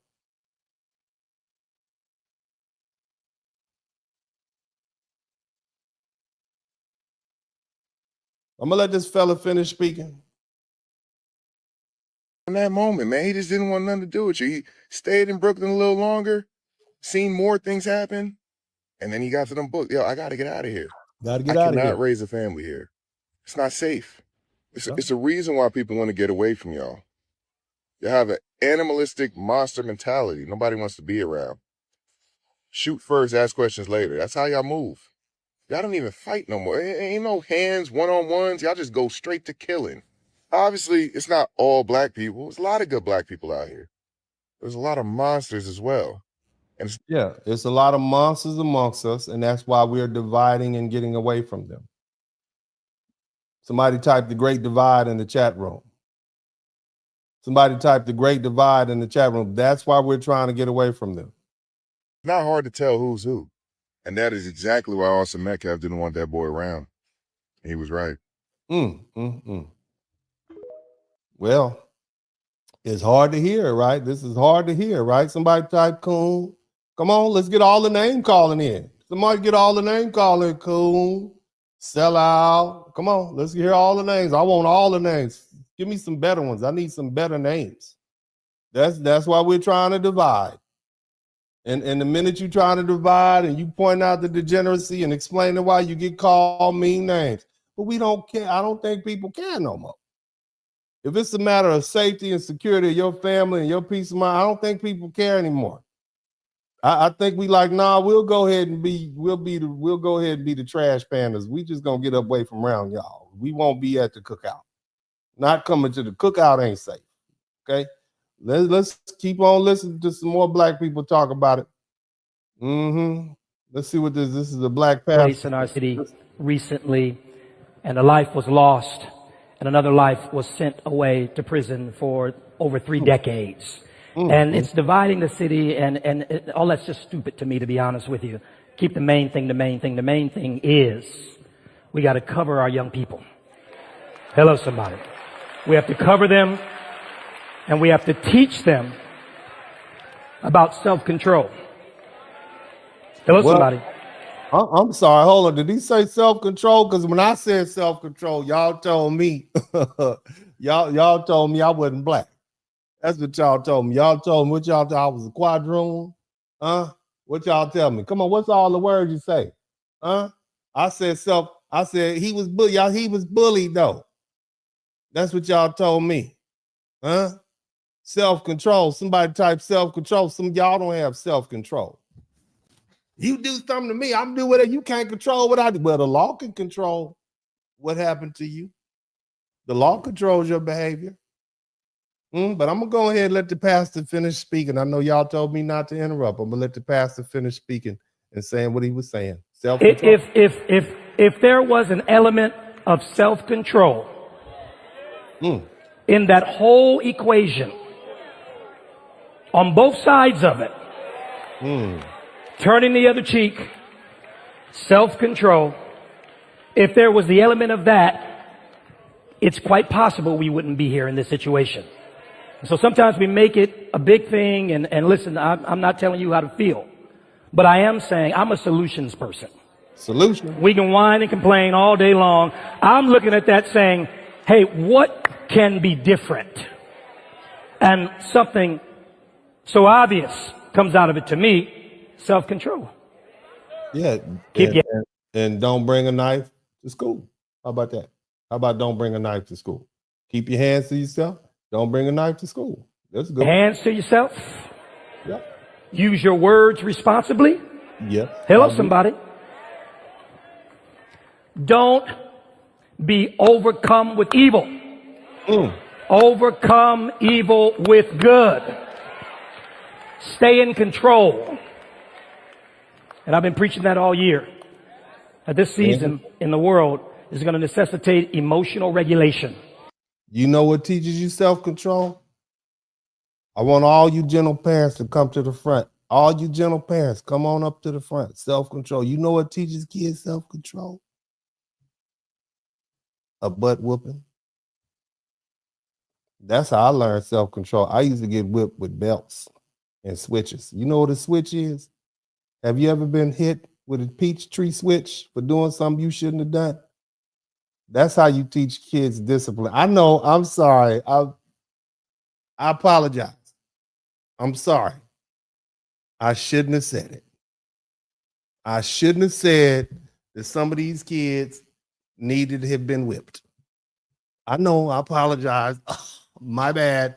Self-control. Starts with punishment for losing it. Doing things they should. We would, shout out to Big J. We wouldn't have all these out of control kids running around here if y'all had been whooping them. You can't tell my baby what to do. He needed a whooping. Now now guess who's telling him what to do? The warden, the CO. The CO is telling him what to do. His cellmate is telling him what to do. The judge told him what to do. The judge told him, you gonna do 50 years. Because you didn't want nobody else telling him what to do. Now he's getting told what the state has him in a little suit on the side of the highway picking up trash. Because you didn't want nobody telling him what to do, and you didn't want to tell him what to do. Yep, that's exactly right. See, that's how we teach self-control, discipline. Discipline is learned. Sometimes you got to punish. I know. Somebody type gentle parenting in the chat room. Somebody type, who gonna check me, boo, in the chat room? The judge. The judge is gonna check you. The jury is gonna check you. We regulate that behavior in a civilized society because we don't want to live around uncivilized people who don't know how to control themselves. So we expect people to come out of their home being disciplined, understanding consequences. Because when you allow a child to just exist in the world and they don't have any consequences, they think they can do whatever they want to and nobody can get away with it, this is what you end up with. We're not going to deal with it. Somebody type, we're tired in the chat room. We could be all the coons and sellouts, house Negro, whatever you want us to be. Whatever you want us to be after we telling you what happened. But you're going to learn the hard way. Whatever you don't learn at home, the world will teach you. But we're going to let the pastor keep preaching. Somebody type self-control in the chat room. Because there's going to be a lot of things to argue about, a lot of things to get upset about. Mm-hmm. And here's what the Bible says. The Bible says, he who doesn't rule his own spirit. Mm-hmm. Come on, family. The person who doesn't rule his own spirit is like a city whose walls are broken down. There's no protection. There's no safety. There's no strategy. Speak on it. And bad things happen as a result of it. So I want to pray for the men.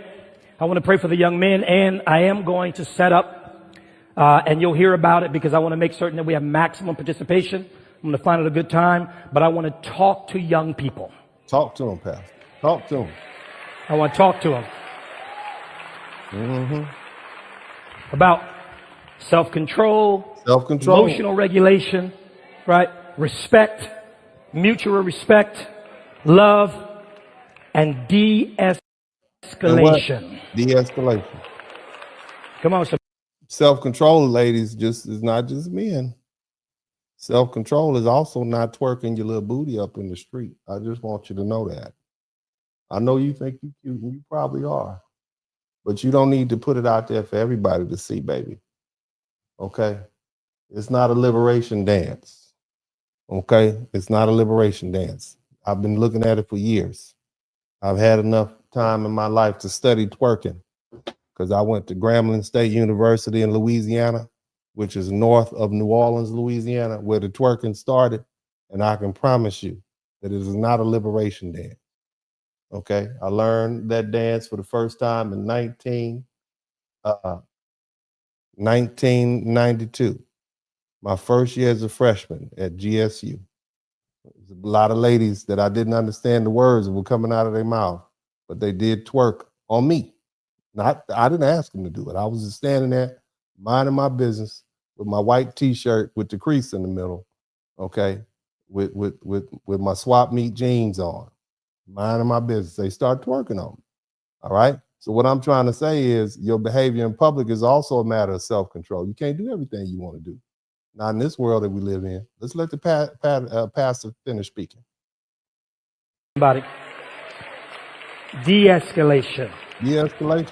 So let's be in prayer for that. Let's be in prayer for a lot of things. And family, please, as kingdom citizens, be angry but do not sin. Yes. Don't sin. I'll just take this liberty. Jesus said, the scriptures say, be angry. In other words, don't kill people because they push you. That's what the pastor's saying. I'm gonna let him go ahead and go back to the congregation. But you all get the point. Again, a lot of people have changed. You got young people, you got older people, you got politicians, you got folks saying this is not behavior that we want to live around. Now, you don't have to like it, but again, this is the great divide that you're dealing with right now. This is black people saying, hey, you know what? This sort of behavior is not acceptable. Okay? This is not acceptable. Matter of fact, let me let this is another young lady addressing Rick Ross. He decided to chime in. You all know Rick Ross. I'm the biggest boss. Now I do remember his music. And do you all remember Rick Ross? And I'm talking about this fella right here who's a former corrections officer. Let's listen to him chastise society about this Karmelo Anthony conviction. I want you to listen to the irony. Okay, somebody type irony in the chat. Only my good spellers, not irony. I want you to type irony in the chat room. But for all the goofies, what we need to be discussing is how Karmelo Anthony just got a 35-year life sentence. Because he was listening to Rick Ross's song, I'm the biggest boss that you've seen thus far. He was listening to that. Okay, he was listening to Maybach music. Okay, that's how he got. Somebody type irony. The young brother that was never arrested before, clean record. They brought the pressure to him. What about that? What about the little young black brother that lost his life over that bottle of water? He lost his life because the jury was tired of people in the community, young teenagers dying. The South Carolina, Columbia, South Carolina, the average shooting victim is 19. So the black jurors, the 5 of them that were there, they could have acquitted. They could have said, no, we're going to find this dude guilty. And they could have forced everybody. They could have done that, but they didn't, Rick Ross. They didn't do it. Okay? It's not about water, sir. It's about the degenerate culture, which is oftentimes reflected in hip-hop music, such as yours. Somebody type Maybach music in the chat room. And that gentleman was found innocent. Y'all giggling at all the little black brothers. It's a war going on. Sir, we're not giggling at it at all. We're not giggling at it at all. We think it's very serious. Okay, and people were saying that about your music. It's part of it. Now, I'm not saying I understand that music reflects life. I get that. Okay, I get what you're saying, but you still promoted that degenerate behavior, that destructive behavior, the drug dealing culture, the violent culture, and you yourself are a former prison guard, sir. You are a former CO. You were the police. You are a cop, as the prisoner said. You are a cop, so you yourself didn't have a criminal record, but you talked about gang culture, and you spoke about criminal activity. Oftentimes, it helped permeate the community. The great music, man. I love the music, but it's still the message in the music. Okay, so you're part of the problem. Somebody type irony in the chat room. And the goofies don't see it. Sir, you're correct. There is a war going on. Yes. My concern is that you don't see it. I murdered all of my foes. Contract killing. Damn. 20K, I'll get your grandmammy pinned to the ceiling. Damn. Midst of war, I piss on graves. Kids get grazed by my piss poor ways. Do him in cold blood. Look him in his eyes. May do him with no gloves. Beat the case like Orenthal. Above the law, it's so hard to pin the big dog. Put Molly all in her champagne. She ain't even know it. I took her home and I enjoyed that. She ain't even know it. So let me get this straight. People like Rick Ross, who make the music that our generation of young black boys and girls listen to and consume regularly, people like Rick Ross who write these lyrics are the ones telling us that we should be concerned about our Karmelo Anthonys. They're the ones that say they care about our next generation. No, sir. Listen, if you say you can't. That's what he said, baby. He said that. That's what he said. Go ahead. Go ahead. Care about the black community, but you condone music and lyrics like this. You condone leaders in the black community like this. You're propping up artists like this. You're playing artists like this. You're listening to crap like this in the black community. Don't tell me you care about the black community when this is what you are yes and amening to be filling the souls of our young people. Let's be honest. Like, why? Somebody type boss in the chat room. I'm the biggest boss. Remember, that's what he was talking about. Now he's telling us about the crime issues. Okay, let's keep listening. Why are we surprised in moments like this when we pump music like this into the black culture and we celebrate it and we listen to it and we go to their concerts and we buy the tickets and we follow them, all the things, and then we're trying to figure out why our young black men are responding by stabbing somebody, by shooting somebody? Guys. And see, here's the thing. It's not so much that. It's also that people outside the culture are associating this sort of criminal activity and degenerate behavior with black people. That's what I want you all to understand. See, this is the message of who we are that's being pushed out into the greater world. We're represented by Rick Ross. We're represented by all these other rappers that all they did was talk about shooting, killing, and selling drugs. That's what we represented by. Name another culture that's represented by the most horrible group of people in the criminals in their community. I mean, the closest we can get is the Italians, and they still have to deal with that reputation. Every time you see an Italian, are you a mob guy? Are you a maid guy? Are you associated? These sort of things, and they don't like it. And I'm happy that's dying down for them. I know there's a lot of Italian people of Italian descent, listen, and they would tell you, we don't like that. But in the black community, right here and right now, we're associated, name all the little this one and little that one, and this one got shot, and these people from old block and this block and that block, and this is what we're dealing with. This is what our culture is associated with. So it's not just the fact that our young people are listening to it. The rest of the world perceives us as these degenerate, violent people based on our art and expression.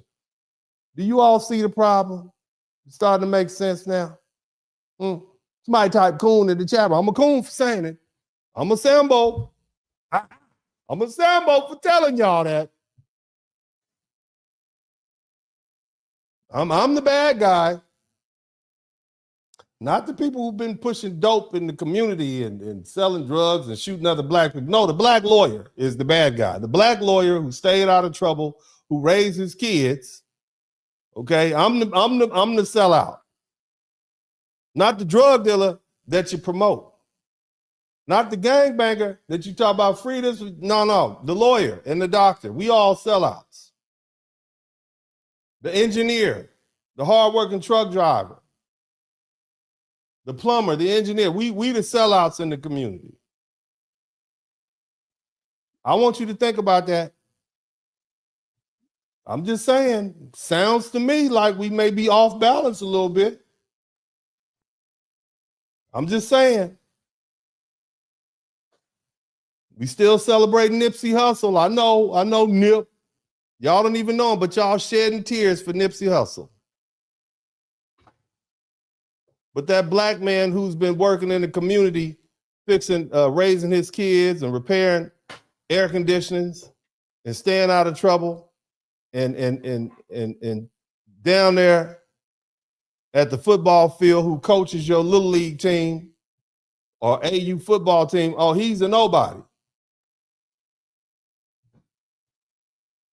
He's just the N-word. I don't know. Sounds to me like our value system is a bit distorted. Or perhaps we don't know who the real sellouts are and who the real assets are to the community. I don't know. Y'all tell me. I don't know. Let's keep listening to the lady.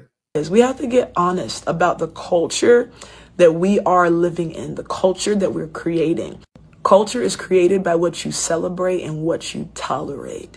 And I just have to say to the black community, we are tolerating and celebrating a bunch of nonsense. Bunch of degenerates. Not wrong. Is she wrong? Where was she wrong at? Where was her statement erroneous? I need to know where the statement was wrong. Didn't sound wrong to me. Sound like she was right on point.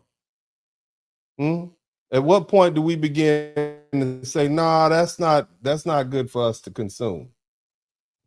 We're good on that. Let's keep listening.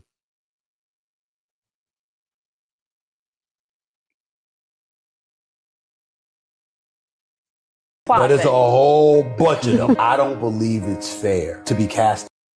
Now, I'm not going to play this, but you guys kind of get the point. This guy is Stephen A. Smith. He's basically saying there's a lot more people who are out there who are conservative, and he's going to actually say it's a lot of athletes that are, but I don't want to get a community strike or anything for this. But you guys kind of get the point. It's a lot of black people out there who feel that way, but up until recently, you can't say nothing or people try to shame you and call you a sellout or a coon. And anytime you against degeneracy and low level activity and scummy behavior, you automatically become the bad guy. I found this skit to be funny. This is a skit. Listen to this. Handle a classic chimp out session. Hello. Yes. He said that's where he gets the Chud the Builder. Again, we ain't like Chud the Builder saying it, right? We don't like white people. We don't like white folk castigating us and saying these things, but you got some black people saying the same thing. All right. I wouldn't use that terminology, but he's interacting with somebody. Listen to the conversation carefully. And many of us have had to deal with this. Let's listen. So, you live where? I live here. You live over there. Yes. What the fuck is this shit? You think you're supposed to park in front of my fucking door and I can't unload my shit every fucking night? Every fucking. Lots of curse word, lots of profanity. Apparently, this is somewhere on the East Coast. This man is parked in front of her building. And she said, you can't park. It's a public street, right? His tax dollars pay for it too, I'm assuming. I can move it. That's no problem. No, you absolutely need to hurry up and move that shit. Okay.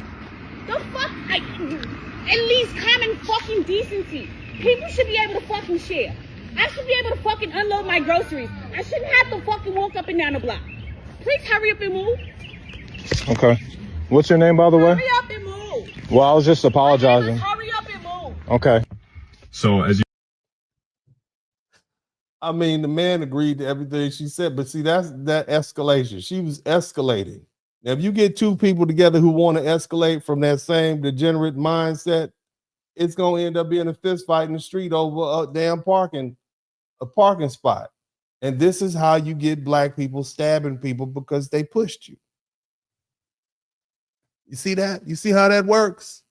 Y'all mad now? Let me know if you're mad. Because you know it's the goddamn truth.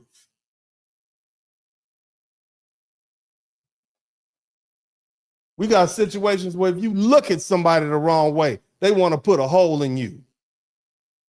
You know goddamn well what happened with Karmelo Anthony. You ain't gonna move me. I wish you would. We knew just what goddamn well happened. And if that was two black boys underneath a bleacher, on a bleacher underneath a tent that neither one of them owned, it wouldn't be nothing of this. Y'all be calling Carmelo, man, you stupid, man. You stabbed somebody because you should have just left. You would have said that. We know what's going on in the black community. People die with tennis shoes in the black. We die with colors of the street you was raised on in the black community. You know goddamn well what's going on. Acting stupid. So you can try that with the rest of but you can't try it with me. I got a PhD in ghetto behavior. And y'all know damn well what I'm talking about. The vast majority, you can't even say nothing to black folk these days. Who you talking? Who you looking at? Ma'am, I just asked if you would, move your basket so I can get by. You better not say a goddamn thing to him.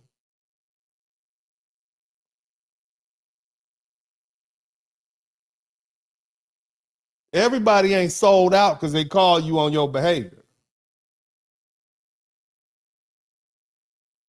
Everybody isn't a coon because they point out the degenerate no holds barred behavior where people feel like they can do and say whatever they want. And the first thing they touch me, touch me, touch me. I bet you won't touch me, touch me, touch me. That's the first thing they say. They egging you on, talking stuff, won't get off your property, and then what? Touch me. And then you end. That's why you can't say nothing. Why you think these women don't try to check these young women about twerking in the streets? It's some women right here. You don't want to say anything to these young girls out here. They'll cuss you out. They'll grab you by your hair and have you twisted up on the concrete. You know I'm telling the truth. You know I'm telling the truth. That's why these women don't say anything to these young women twerking. That's why these young men don't. That's why these men don't say anything to these young men. These young boys out here. There was a couple of situations. A man walked up on a young dude messing with his daughter, shot him in the chest. Daddy shot in the chest right in front of his daughter. This is where we are in Black America. And white folk don't want to live around it. Asian folk don't want to live around it. Latinos don't want to live around it. And black folk don't want to live around it. Y'all mad at me for telling the truth? While you sitting in your Mercedes, you got that Mercedes Benz in the driveway, way out in the suburbs somewhere, and won't go back to visit your old neighborhood for nothing. And you mad at me for telling the truth? You don't want to be around it. Go back to your old neighborhood other than going there on first Sunday for church. You get in and get out. You gonna stay? Y'all gonna stay for the picnic, the church retreat? No, we gonna go ahead and head on back home. Y'all live so far out. You know I'm telling the truth. You and your master's degree in business, your MBA, and your light-skinned children, and your BMW SUV are going straight back to that toll road. And you getting back to where you belong. You know I'm telling you the truth. And you wonder why these white folk don't want to be around you. We don't even want to be around us. Somebody type Great Divide in the chat room. Where's the lie? Where is the lie? You mad? Be mad. I told you I'm going to tell you the truth over here. I'm going to tell you the truth. It's more dangerous. LA niggas. I want you to hear the comparison conversations that black folk are having. Look, you would think they are talking about the New York Knicks versus the San Antonio Spurs lineup. I want you to listen to the conversation that these black people are having are willing to have on social media where everybody can see. Now, I want you to pretend like you are a person from Saudi Arabia who speaks English, and this is the first thing that popped up on your TikTok page. And tell me what your impression of black people is after listening. Or Chirac niggas. I ain't gonna lie, bro. All right, so who do you think is more dangerous, LA niggas or Chirac niggas? I ain't gonna lie, bro. That's not even a question, bro. I was just gonna say you can't. Who's more dangerous? LA N-words or Chicago N-word? These are the conversations that we're putting on social media. This is what we're talking about. What does the rest of the world think? I know it's racism, right? It's racism, bigotry. This is what we're promoting. This is on the algorithm. All you got to do is scroll through TikTok. This is our representation. This is our representation. And so when young people see this, they say like, oh, that's how we're supposed to behave. There's the pattern. Let me go ahead and pack this semi-automatic handgun and go up to the store and steal some water. Or let me go ahead and put this knife in this backpack. This is the message sending out. Now, who's mad? Come on, type sell out. Boom, put that in the chat room. Go ahead and type that and put Sambo in the chat. I want to hear all that.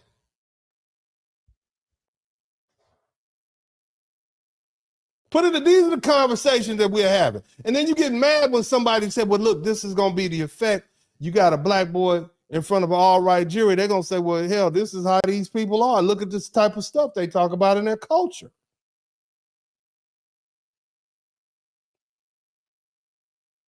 How do you fix this? You divide yourself. That's how you fix it. That's how you fix it. Somebody type great separation in the chat room. Nothing you can do about it but separate yourself. But let's keep listening. You can't even compare See, look, this the difference though now, yeah, because you can't really compare, because it's like a how can I put it, fool? It's like a neighborhood thing. Like y'all really ain't got no trenches for real, Scud. Y'all probably do us price for shit we never heard of. We got real trenches, blood. And I'll also be like the next alley down from us and shit. This Like, is you know? something to be proud of. So it really be going on. This is something to be I proud ain't of. seen no gangster shit happen in LA. I didn't.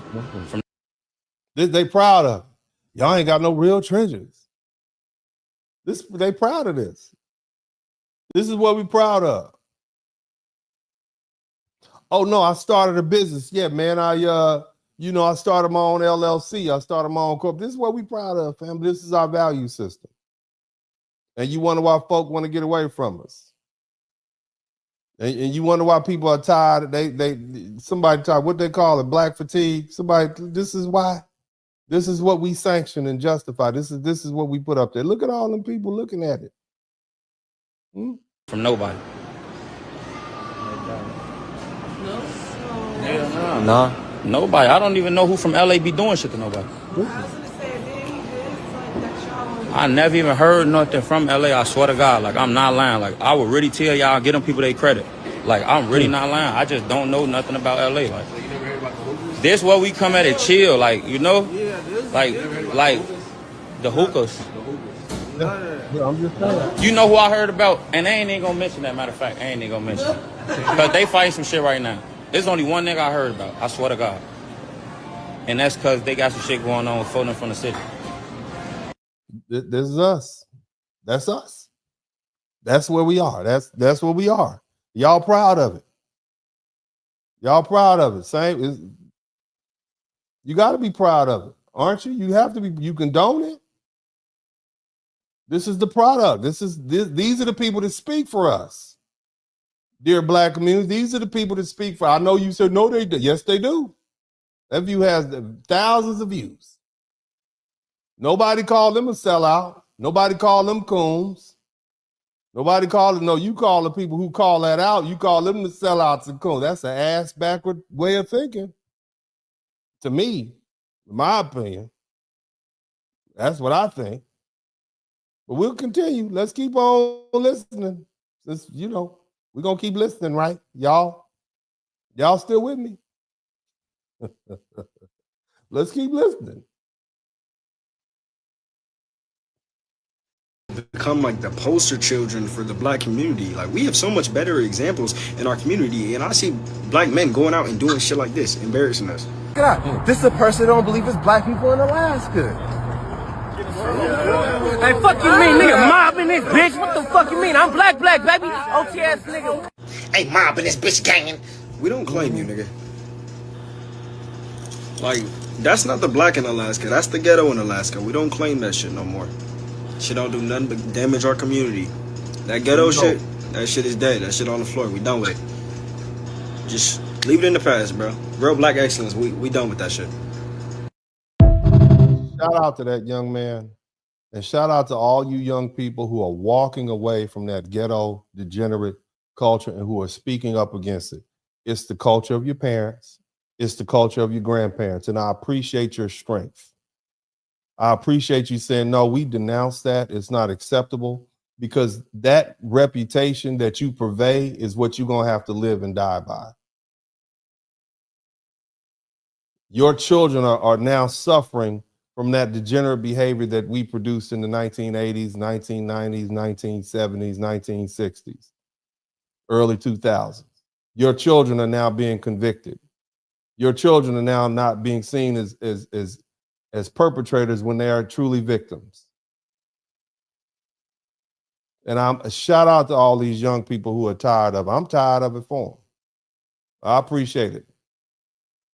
I bet you won't call them coons. I bet you won't, because they outnumber your old butts. See, a lot of people want to maintain that same stereotypic view because they benefit from that. They like to name call people who are, especially people who are more successful than them. Oh, you just bought off. You an agent. Somebody type agent in the chat room. Everybody say I'm an agent. Where's my check at? If I'm an agent, who's paying me? I don't think you all realize. First of all, let me give you all some context cues. I don't code switch. I come to the public and I speak to you the same way I speak to anybody else. I'm not in here, yeah, well, I don't know. See, I don't code switch. So what does that tell you about me? That tells me that I am not concerned about what people perceive me as. I'm going to tell it like it is. I work for myself. I don't need you. I don't want your money. I don't ask for your money. That you can't buy me because money is not something I'm interested in at this point in my life. I'm concerned about my legacy. And my legacy is centered around the truth. What did this man do on this planet? He brought truth. People are afraid of the black culture. He brought truth to the black culture to help it correct itself. He spoke truth. He was accurate. He did the research. That's the only thing I'm concerned about. And whether you like it or not, it don't matter to me, because I know that my children and your children are going to have to live in this culture, in this society. And we have an obligation to force it to change for the better. So you can't buy me. You don't have enough money to buy me. Money doesn't mean anything to me anymore. I've had enough of it. I was telling my son on Father's Day, I've had every car that I wanted to have. When the car wasn't available, I created the car. I've had all the beautiful, I have had a buffet of beautiful women. I don't want money. Had that, had all the cars, had all the women I want, lived every place that I wanted to live. And so the only thing left for me to do is speak the truth and focus on my legacy and the well-being of my children, and God willing, I'll have some grandchildren. But they're going to live and die by that reputation. So ain't nothing you can do with me. People have tried over the past 5 years. Some angry black women mad at me because I was talking about twerking. And I was saying, hey, they're going to start targeting black women. You're going to be targeted and you're going to get ostracized. They said, oh, you don't like black women. Was I accurate? Did it get better or worse for black women over the past 2 or 3 years? Huh? Was I accurate? All my fellas, Mark the Freelancer, all my ICE lords who've been here. Tell these people what I've been saying for years, and you see it happening. I've been talking about the degenerate behavior of these young black boys for years. I've been putting videos up of me. This is how you treat your son. This is what you do with your son. You make him do this, make him do that. And many brothers have said, yeah, I'm going to go with what Uncle D say do. And it's worked for him. So you don't have to like what I say, because I know what I'm telling you is the truth. I study history. I study society. I study social norms. I don't come on here unprepared. Even these conversations that I'm having, these videos discuss historically based. I'm not one of these convicts that come on here and hide behind the screen. You know my name, my phone number, my email address. You can Google me. See, I'm here for you. I'm not running. The last thing you should be listening to somebody who hides behind a screen. They don't have courage. Never listen to a coward. So that's where I'm at. But we got a couple more videos. Let's listen to a couple more videos, and we'll keep it pushing.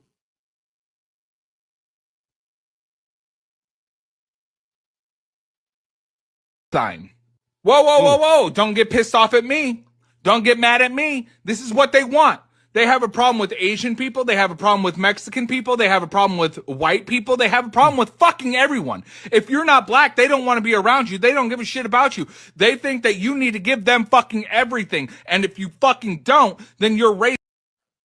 Family friendly, excuse the foul language, but people, you know how it is. People express themselves with language like that. But You're the problem. You're this, you're that, you're the third. Hell no. Let's give them what they want. Like I said, there's no bigger advocate for segregation more than black folk. I don't give a shit what you say about this video or how angry or what the fuck ever. Listen. Let's bring back the no black sign.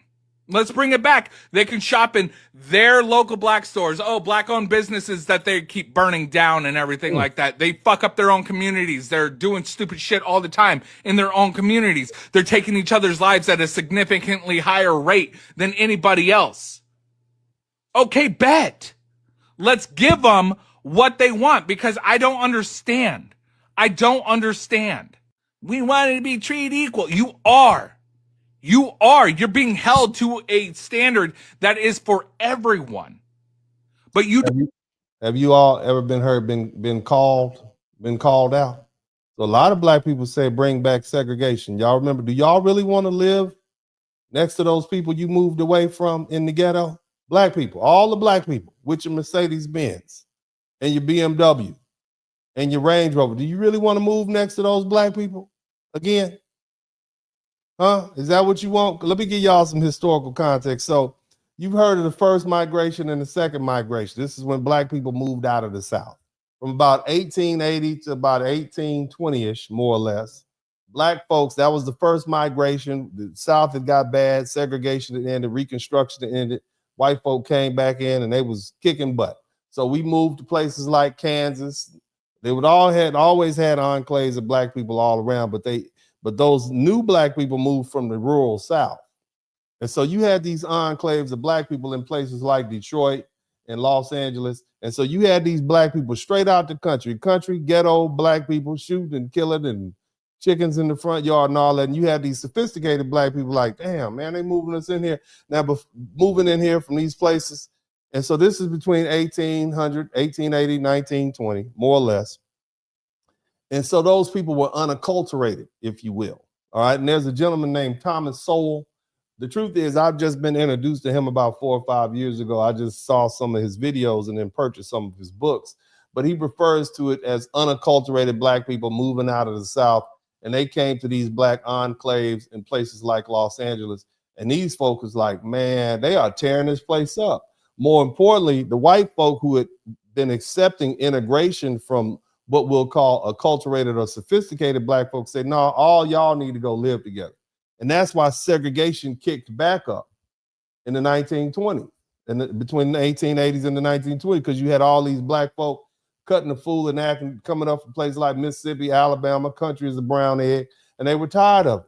And so then that kind of subsided, and then World War II happened. So around about 1940, 1941, you had more black people moving to places like Los Angeles and these other cities because they needed manpower to come in and help them work on these in the war effort, building tanks, supplies, et cetera, et cetera. And so again, you had another influx of black people. They were saying, the black people in Los Angeles saying, you're gonna have 1,000 Negroes a week, 1,000, and where they gonna live? The white folk like, look, these are your people. We might have accepted you, but we're not gonna accept them. And so that's how segregation kicked back up again. We don't want you Negroes coming past Main Street. Okay, so you understand that all black people are going to suffer the degenerate behavior and experience it if we go back to segregation. You're gonna have to live next to it. And we've been through this before, whether we're talking about the first migration between 1880 to 1920 and the second migration of black folks out of the South, unadulterated country, or we would call them ghetto black people coming up after the 1940s. We all get in there. We all have to suffer. And so when you start talking about we were better doing segregation, do you really want to live next to these people that you moved away from your old neighborhood? Do you want the crackheads from your old neighborhood to move forced? Do you want to be forced to move back to your old neighborhood? When you start, or do you want to have the freedom of moving around and living where you want to? I'm just saying. I'm just asking questions. Somebody type asking questions. Again, I'm asking questions. You don't have to like what I'm saying, but it's hard to hear from people like this, huh? It's hard to hear. But we've had to deal with that before, and it set us back decades, centuries, if you will. Okay, because we've always had sophisticated groups of black people in the United States, but every time we're forced to have to deal with the unadulterated ghetto neighbors, country neighbors, cut up and act a fool, it brings us all down because they don't see us as separate. We all black. We all N-words. You see, we all degenerate behavior. Cop see you, He see them. He doesn't even see the difference. Same thing with trying to get a job, trying to get housing. They don't want to live next to that. It's a bad reputation. And you see what type of image we putting out there. You don't like it, but you don't like it. And you scream racism for everything. Everything. The word racist has become moot, has become nothing, has been so diluted because everything is racist to you guys. A black kid stabs a kid in the heart and he gets 35 years, only 35 years. Racism, racism. The courts and the Texans and blah, blah, blah are all against them because they hate black people. Fuck you. Dude, I'm just at that point. And I got black siblings. I got a black stepdad. I got black people all in my fucking entire history of life. That dude said, I got a black stepdad. Is that why you angry, sir? Because your mama is banging a black man? I'm just saying, you got black siblings. I don't know. Seems a little pent up there. You're going to have a very interesting Thanksgiving dinner. I'm going to let him go ahead and finish. And I love these people and I would die for these people. But at the same time, other people, other black people are sitting there screaming that everything is racist. I can't fucking handle it anymore. Give them what they want, dude. Give them what the fuck they want. Leave them to their own shit. And let's see how well that fucking works out for them. Because they don't understand that they are the problem in their own fucking community. I'm just done. I'm just done. Now, again, we can talk about the social and financial issues like redlining and all those other issues. But at some point, we also have to address personal conduct. Okay. And a lot of the issues that we're dealing with in the black community has to do with personal conduct. Nobody told you to take that brick and throw it into somebody's window and run away. The white man didn't do that. You did that on your own. Okay, at some point, we have to just start taking responsibility for some of our behavior. And it also has to do with the fact that parental supervision. Now, dads, fathers, I know we got a lot of involved black fathers, but unfortunately, you all are gentle parents too. Somebody type gentle parenting. We have a lot of gently parented black. You don't like the way you were treated, okay? And some of y'all overdo it. But I'm gonna let y'all listen to this brother talk about father authority or black male authority in the family. Listen to the brother. Young 15-year-old black kid shot point blank in New York. Fatherless kids all around. You can tell all these kids around them sitting there watching, ain't got no daddies at home. It's disgusting, man. The way that this entire nation has turned, these fatherless kids are harassed in the streets. I go into the courtrooms every week and see these kids. You look across, ain't no daddies in there. 1 out of 20 may have a daddy in the courtroom where these kids are the ones out violating our communities in our neighborhood, and almost all of them are black. But then we want to talk about all these social justice issues and these issues and that issues. The issue is we ain't got black daddies in the house. And see, here's the thing. And look, we do have some black daddies in the house. But if you're a black daddy in the house and you're neutered, in other words, your woman is telling you what you can and can't do with your kids and threatening to call the police on you, and you got daughters that are out of pocket and threatening to call the police and this, that, and the other, then you're neutered. You can't put that authority down. Let me tell you something. I know y'all might not like to hear what I have to say. And I know. But at a young age, you got to instill the fear of God into your children. And you need to be sitting as God in that place. They need to fear you. Don't try to be your children's friends when they're little. Scare them to death. Threats, scaring them, and sometimes corporal punishment, because that's the only thing to work. That fear and reservation, that fear and reverence that they have for you is the same that they're gonna have for authority. You got to do it. You can't be a daddy and be the good guy in the relation. You can't be the good guy. You're not their friends. There'll be time enough for you to be friends with your children when they become adults. As their children, you don't need to be their friends. And the respect they have with you is going to be the same respect they have for authority. Their teachers, their the cops, the other law enforcement figures they deal with, other adults. That's how you do it. And I know that's not popular to say. And we got a lot of mothers who will jump in and say, oh, you being too hard on my baby. You saving your son's life, especially. You saving your daughter's life. I'm trying to help y'all. It's hard to raise children in 2026. But what we can't lose is the fact that the kids need to learn to respect authority. You don't have to like what I'm saying. I got 3 boys, and I see how it works. I know it worked for me. I come from a long line of very harsh, disciplinary, oriented black men. And that's why I'm successful, because without discipline, it's like having you got a wild stallion running around the countryside. But we'll let the brother finish speaking. You know, you want to keep your son out of the penitentiary? Teach him some discipline early and self-control. And this is a problem that we need to try to fix as black men. We are letting our own communities and our country down. We're a disgrace to the world. Disgrace to the world. 70% of our kids ain't got no mom and daddy together in the house with them raising them. And we don't think that's a problem? It's biblical. The last verse of the Old Testament. He shall turn the hearts of the fathers to the children and the hearts of the children to the fathers, lest I come and smite the earth with a curse. The curse that we're seeing right now is that curse, the fatherlessness curse. Now, I'm going to take the time to address this because a brother said this, and I don't want to take the time. But he made a good point. Nobody is asking. Brother, I'm trying to find a brother's quote. He said, nobody is asking why the fathers aren't in the house. Okay? Nobody's asking why the fathers aren't in the house. And that's a very good question.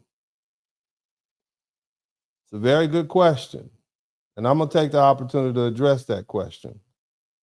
I divorced my first wife when my oldest son was 2.5 and my middle son was 1.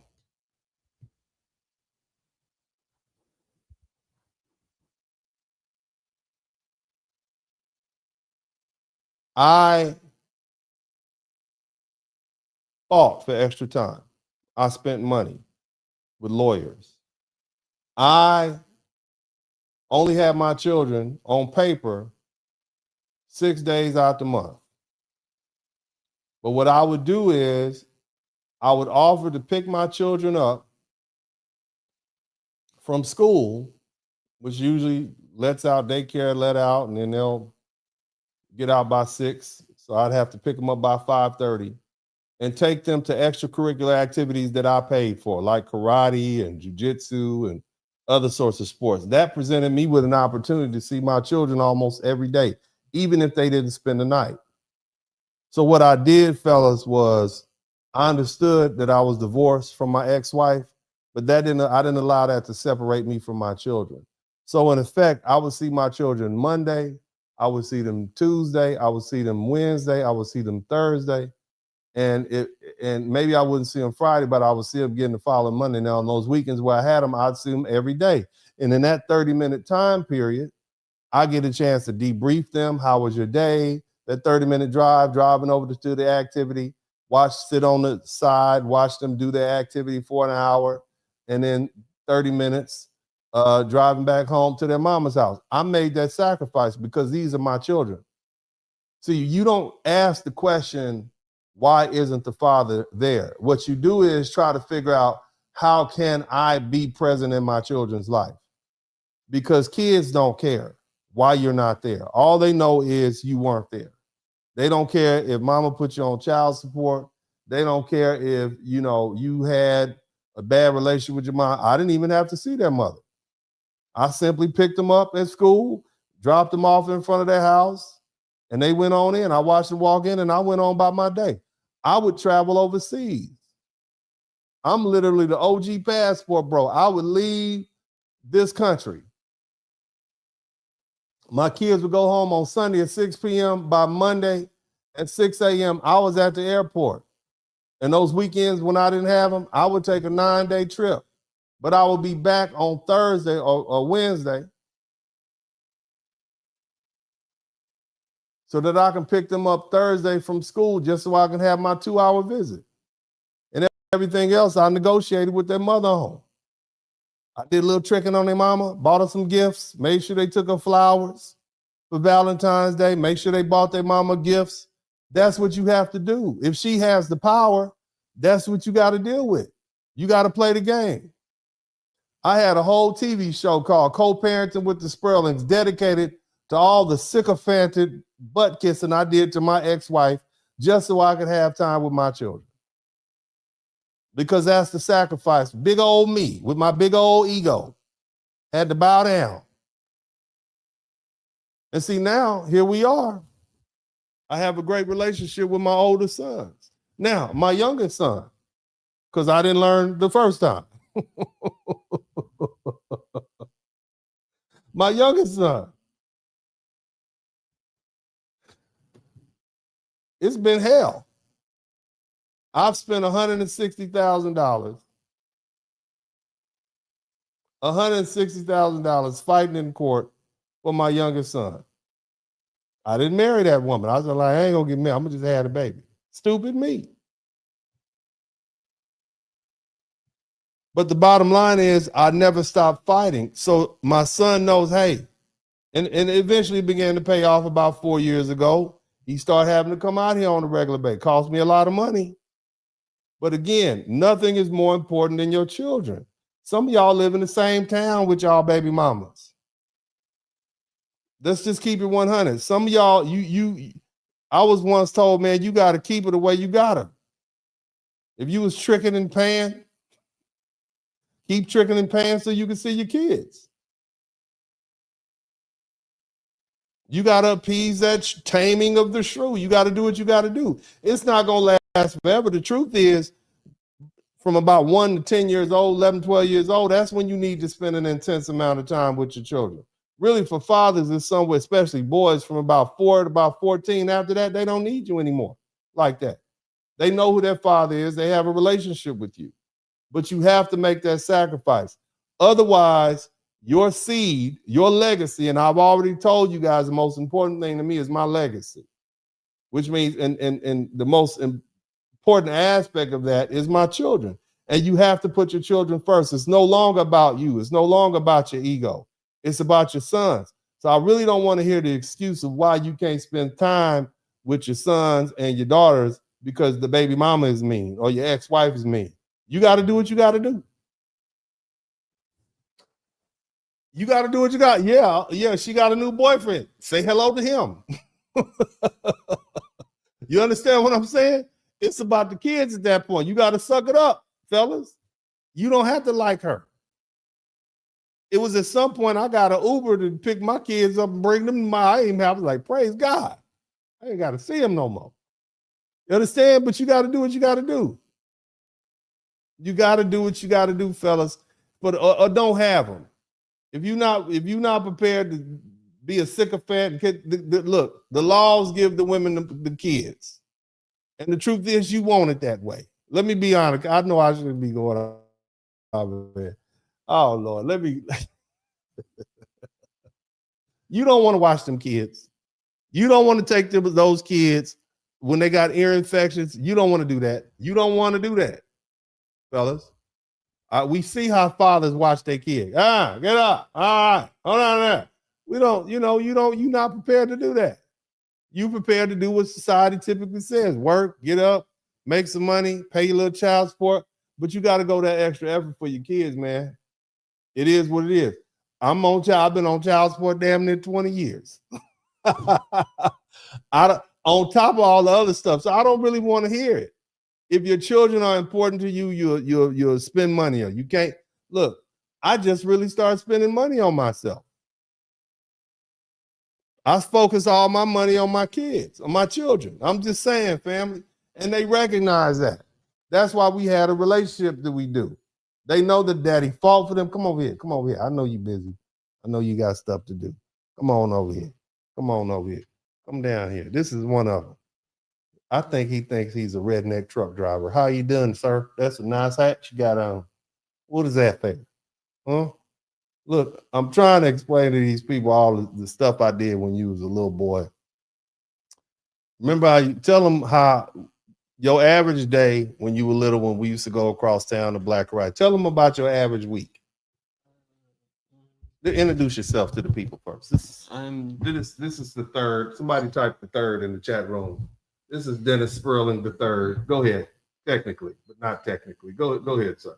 Please explain to them. On Mondays after school, you pick us up and then we go to I think Black Karate and What is they don't know what Black Karate? Sorry, our Kung Fu class. Kung Fu. And then after that, on Tuesdays we would go to our jiu-jitsu class at like 5, and then and then I think we like switch between the two in the week, and up until Friday we ended on jiu-jitsu again, I think, and then on Saturday and Sunday, we go to Shotokan at 9. And who would take you to these things? Our dad. Would that be me? Yes. Would I pick you up in my own car? Yes. Okay. So, and how long did I do that? How many years did I do that? Until like 2018, so like 6 years. 6 years? When did you start doing Black Karate? How old were you? It was 2012. I was like 7. Well, I think you were 6. Oh. No, you was 7. You might have been. It was 2013, and then Roman started right after you, right? Yes. So what did you realize that you drive now, right? Yes. You see how much driving that is that our daddy was doing in the car? Yes. It's a lot of driving, huh? Do you realize now why I went to go pick you up and spent that time with you? So that we could have like a relationship with you as our dad, so he could talk to us. Did Daddy talk a lot in the car on the ride over? Yes. What did I talk about in the car on the ride? A lot of stuff. Yes. What kind of stuff did I talk about in the car? You would tell us that like controlling our emotions. Oh, what did Daddy tell you about controlling your emotions? What was the easy to remember phrase that I taught you when you were a little boy about controlling your emotions? Control your emotions, or your emotions will control you. Say it loud. Control your emotions, or your emotions will control you. And how old were you when I started brainwashing you with that rhetoric? 6. You got somewhere to go? Let me see your phone. Who's this calling us? We busy. We talking to the people. You want your little college tuition paid? You better talk to these people. Tell them. Go ahead. By the way, he's an engineering student. What's the engineering? What kind of engineering is it? Civil engineering. He's a civil engineering student. And he just finished his first year of college. And how many credit hours do you have? 46. He has 46, and he's currently taking how many more? 9. 9 credit hours in the summer. And why are you taking all these credit hours? And you only supposed to have 30 for the first year. And how many do you have? I have 46. And how many more are you going to have when you finish?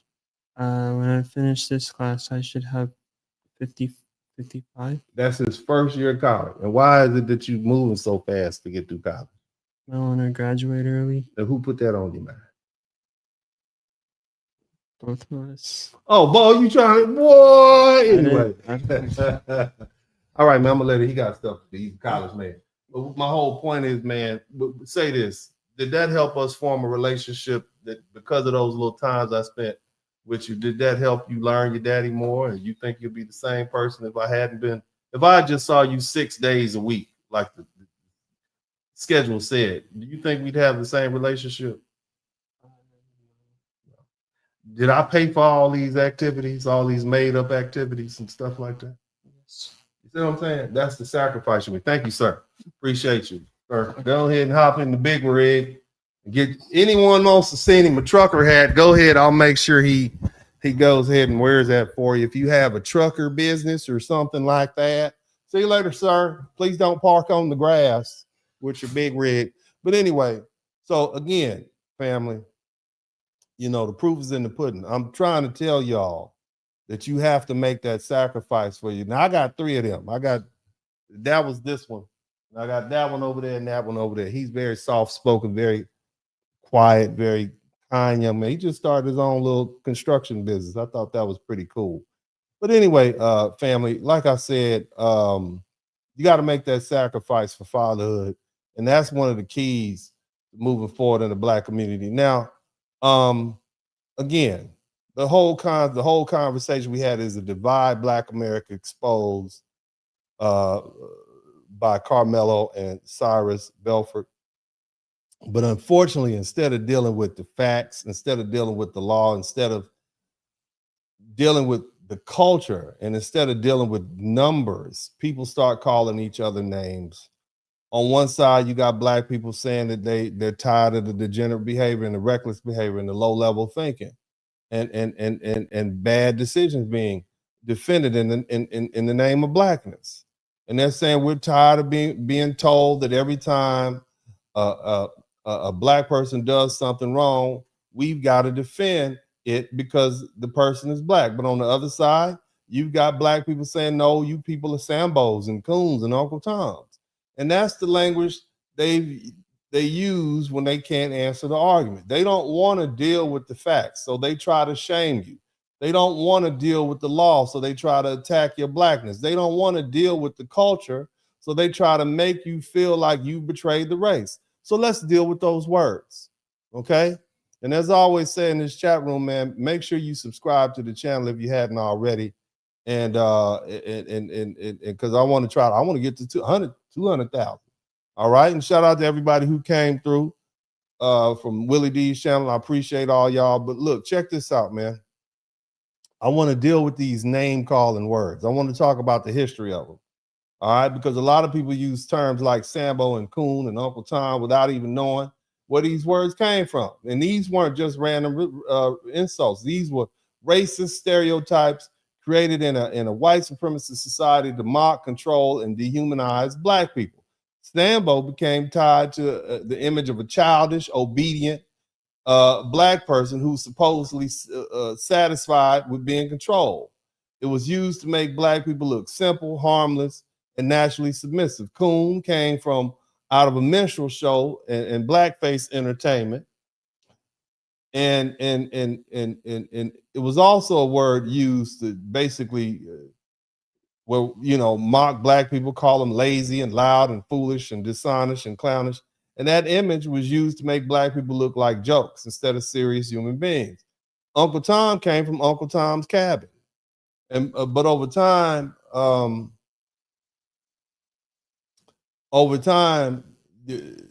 the original Uncle Tom character was more complicated, but in American culture, the term became an insult for Black people, who were too submissive to white folk or white power, or willing to betray Black interests for acceptance.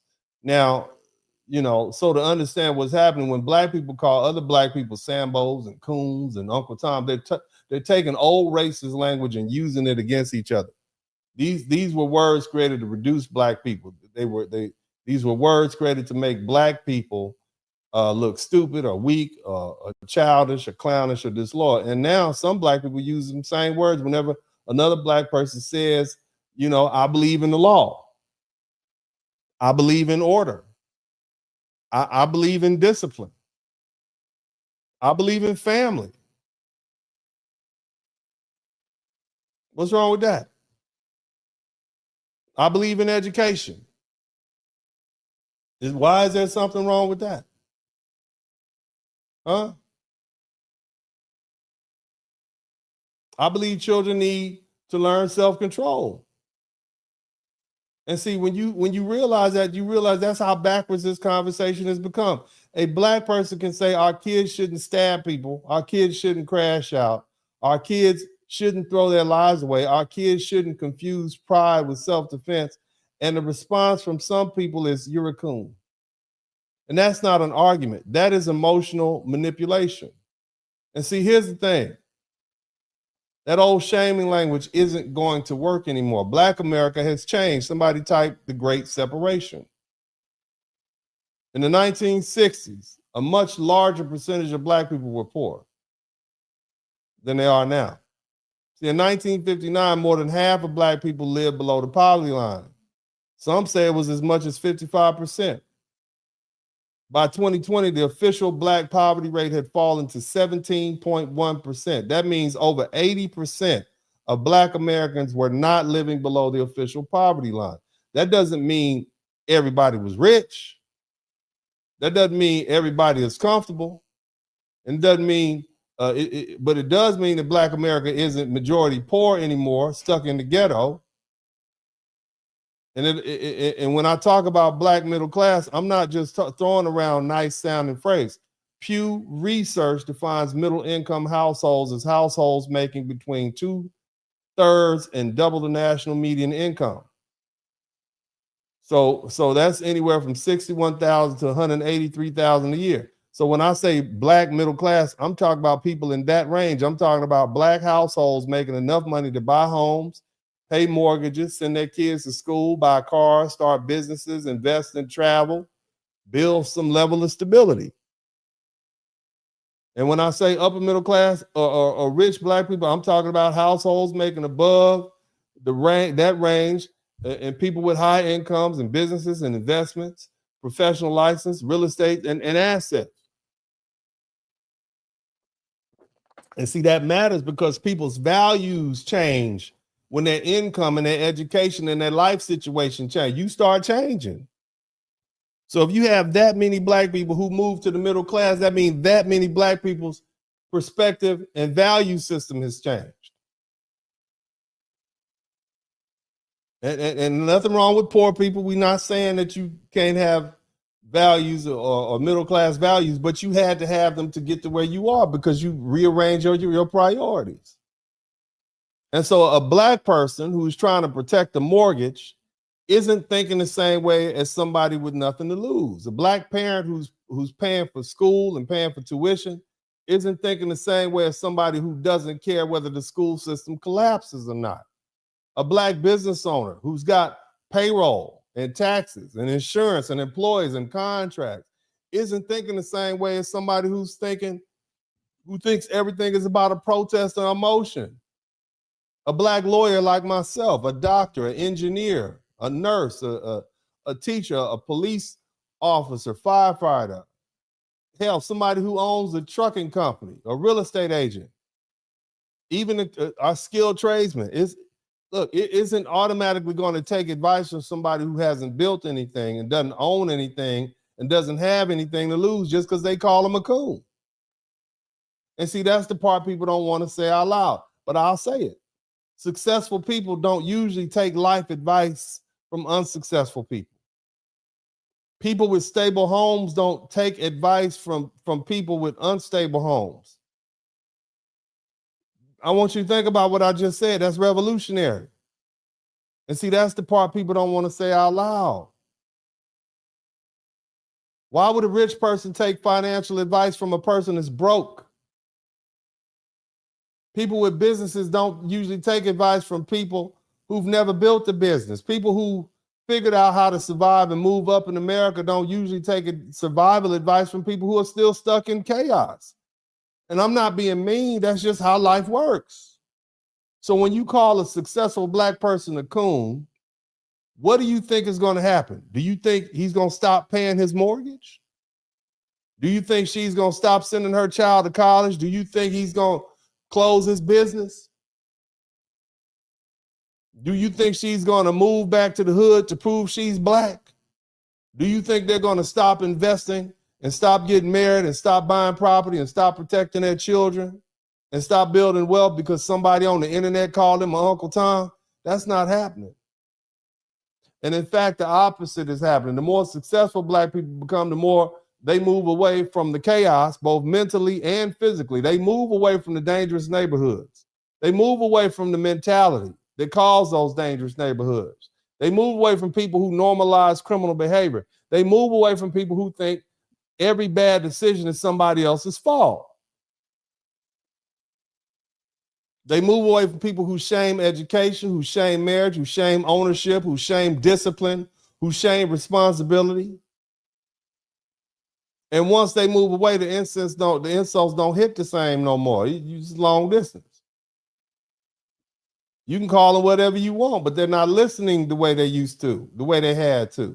And that's why this old language is failing. Sambo, Coon, Uncle Tom. It used to work because a lot of black people were trapped in the same economic, social spaces.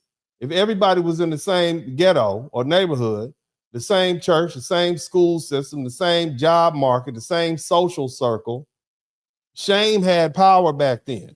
That's when people like Umar Johnson, that's where he got his playbook from. All these men and women out here dating white folk, and he don't get them decent black dudes right here got their own personal snow bunny right now. Be sitting up laughing at Umar Johnson. Same thing for black women. We don't go to church together. We don't see each other. They can just turn you right off and you never exist.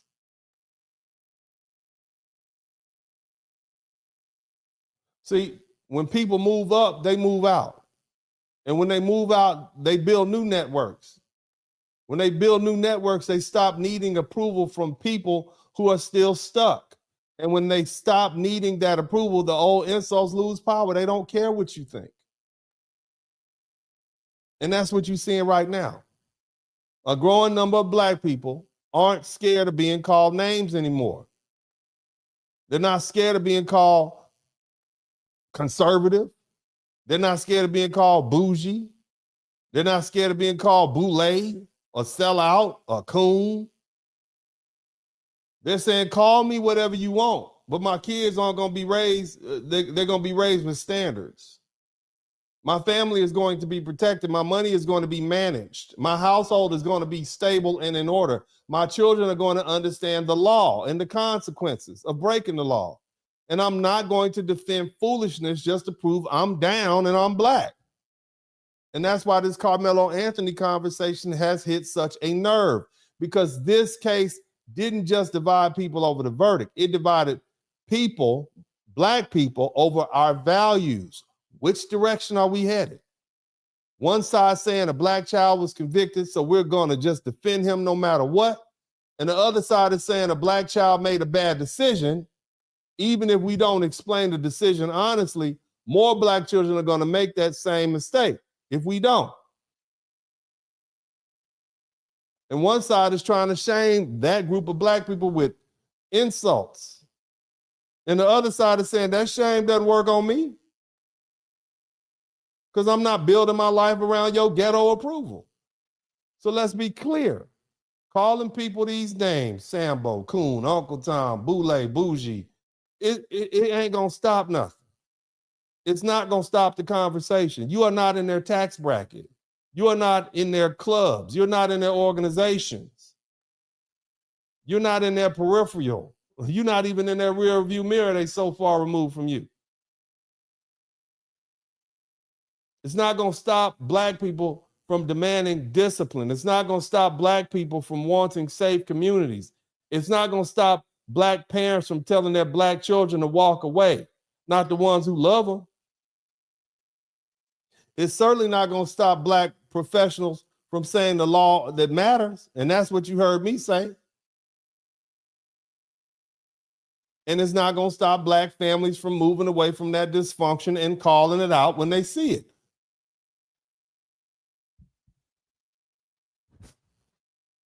We are returning to values that actually produce stability like we had before the 1950s. And that shaming language is failing because the audience has changed. Black America isn't majority poor anymore. Black America has more college graduates, more homeowners, more professionals, more business owners, more people trying to protect what they built and have a lot to lose. And those people aren't going to let broke, angry, unstable, or reckless black people define what blackness is for us. They're not going to let the loudest people set the standard. They're not going to let people who defend chaos tell them they betrayed the race because they believe in order. And that's the real divide.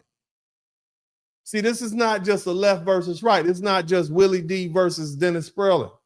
It's not just old versus young. It's not just poor versus rich.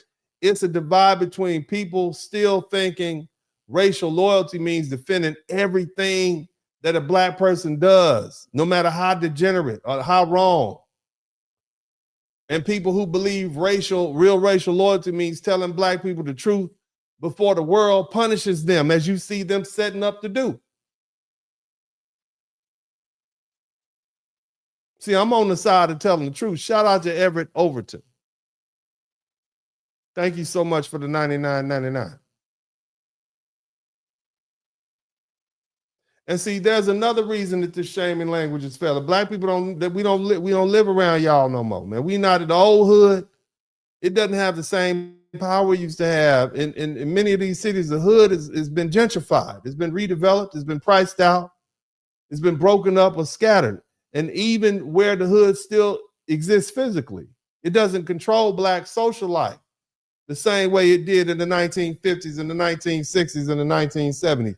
The street don't run shit no more in the black community. See, back then it was much easier to give another black person a piece of your mind because black people still heavily packed into the same neighborhoods and went to the same churches and the same schools, and we went to the same barbershops and the same beauty shops, same social clubs, same family networks.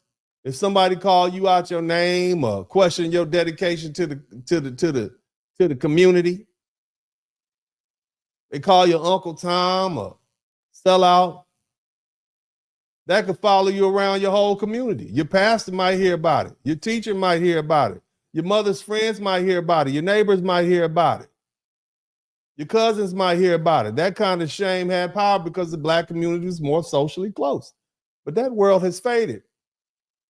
The people aren't all in the same places anymore. They don't all go to the same churches. Their children don't attend the same schools. We don't all live in the same neighborhoods. Hell, they all don't marry the same kind of people. You know what I find ironic?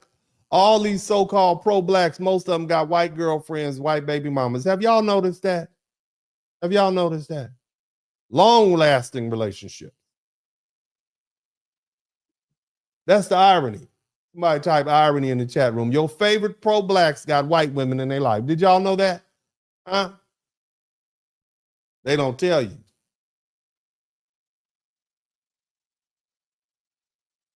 See?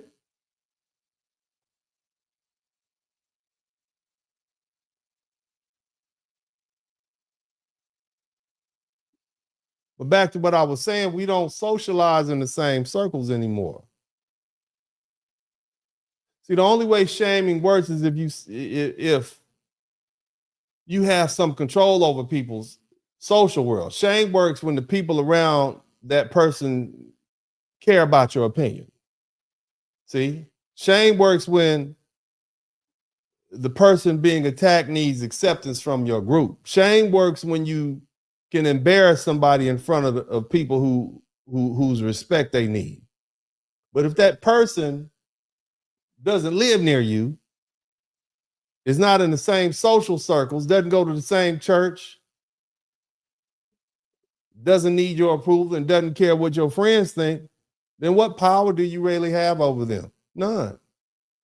And see, one of the real consequences of desegregation is that people don't like to discuss is that desegregation didn't just open doors for black people. It also allowed black people to flee. Somebody type escape. It allowed black people to flee, escape from each other. And I'm using that word purpose, the flee, because black people were forced to stay together during segregation. Upper middle class black people, middle class black people, working class black people, all forced to stay around poor black people. We're all pushing the same racially segregated spaces because white society didn't allow full access anywhere else. So even if you had money and education and business and a different value system, a good job or professional title you had earned, you're still forced to live near and interact with people who had a different value system. You had to deal with the degenerates. Your daughter had to walk down the same street as them lowlifes sitting on the corner. You understand?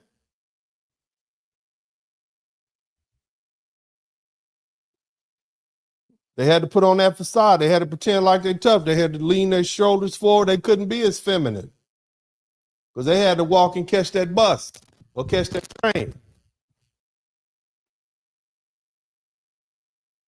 Now, it created a shared black world. We had strong institutions, had black church, black schools, black business district, black newspapers, black civic clubs, black professional networks. But we were forced together. That's not freedom, is it? If at the point somebody gives you freedom and all that breaks up, that means y'all didn't want to be with each other in the first place, right? See, we were forced together because we couldn't separate ourselves. And some of that was dysfunction. We couldn't always use our money to move away, which should have allowed us to move. They couldn't pick their schools that they wanted. They couldn't always buy the house they could afford. They couldn't always fully escape the lowest behavior in the community because segregation trapped every black person behind the same wall. And once segregation began to fall, black people's money started taking them as far as their money could go. If they could afford a better neighborhood, they moved. If they could afford better school district, they moved. If they could afford private school, they used it. If they could afford a safer subdivision, a safer location, they bought into it. If they could afford a different lifestyle, they chose it. And once that happened, the old social controls start breaking down. And that's why you can't shame people the same way anymore. You might call somebody all these names online, but you'll never see them in real life. You'll never live near them. You'll never eat where they eat. You'll never vacation where they vacation. You don't send your kids to their same school. You don't belong to the same professional circles. You don't have the same access. You might be screaming on Facebook, but they're at a resort, at a conference, or a golf course, in a private lounge, at a business dinner, or on a flight to somewhere you are never going to go. And so your insult doesn't reach their real life. And I know that sounds very elitist, but it's true. Money separates people. Education separates people. Marriage separates people. Neighborhood separate people. School choice separates people. Professional licenses separate people. And once people move into different social classes, they stop caring about the approval of people who aren't living in that reality. And that's what we're dealing with. A black person who's built a stable life isn't going to destroy that life to prove loyalty to black people who haven't built anything.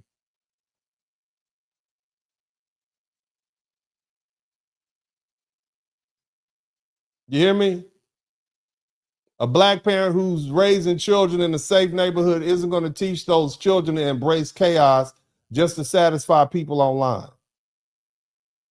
A black business owner isn't going to risk contracts and reputation and licensing and income to defend foolishness.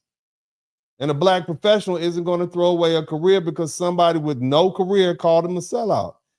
And another thing people don't want to admit is that black people's social worlds are more mixed than they used to be.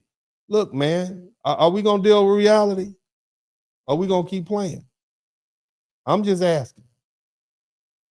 I'm asking. Are we going to deal with reality? Somebody typed the Great Divide in the chat room. That's what these cases have done. Somebody typed Boule in the chat room. Somebody typed sellout, Coon, Sambo. Let's get all these names in. That's what they're going to call you. But do you care? As you pull off in your Mercedes-Benz and you look at your 401k, do you really care? Because again, it's more of us than there is of them now. So do we care what the poor black people have to say? Do the 80% of black people who reach, 83% of black people who have become upper middle class, or rich care what the 17% of broke black people think? Do you care? Do you care what poor black people have to say? I'm just asking questions. All the rich black people, if you've reached the middle class, upper middle class, or you rich, do you care what the poor 17% of black people have to say? Huh? I'm asking. Because, see, I think there's a misunderstanding here. I don't think they realize who understands who's really running things now. See, we got the loudest, lowest contingent of black people speaking the loudest to the world, and they don't represent us. We have done our best to escape them, and every time some degenerate behavior pops up, they want us to jump up and defend it. Do we care? Do you care that they call you boule or a sellout? Do you care that they call you a Sambo? Do you care that any of that? I'm just pointing it out. Because they usually use it for shame. The true sellouts are the gangbangers and the drug dealers. That's the true sellouts as far as I'm concerned. It's not the plumber who doesn't want to come back to the hood and work for free. It's not the HVAC guy who doesn't want to get involved in what's going on with these court cases. It's not the lawyer who defended Rick Chow either. That man is just an expert in his profession. So you saying that all our professionals shouldn't serve people? If it doesn't please black people, is that what you're saying? So we have black medical doctors, and this is somebody who might have some racist belief. They shouldn't serve them. They should check on the internet to see if they've made any racist tweets. Is that what you're saying? Just ignore all the ethics and morals and professionalism. Just that's what y'all saying. I'm asking the question.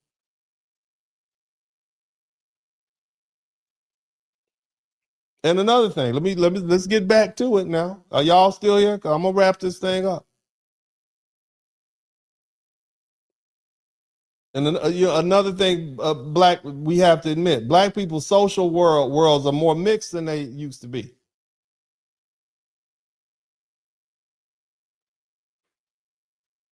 Pew reported that the share of recently married black people with a spouse of a different race or ethnicity rose from 5% in 1980 to 18% in 2015.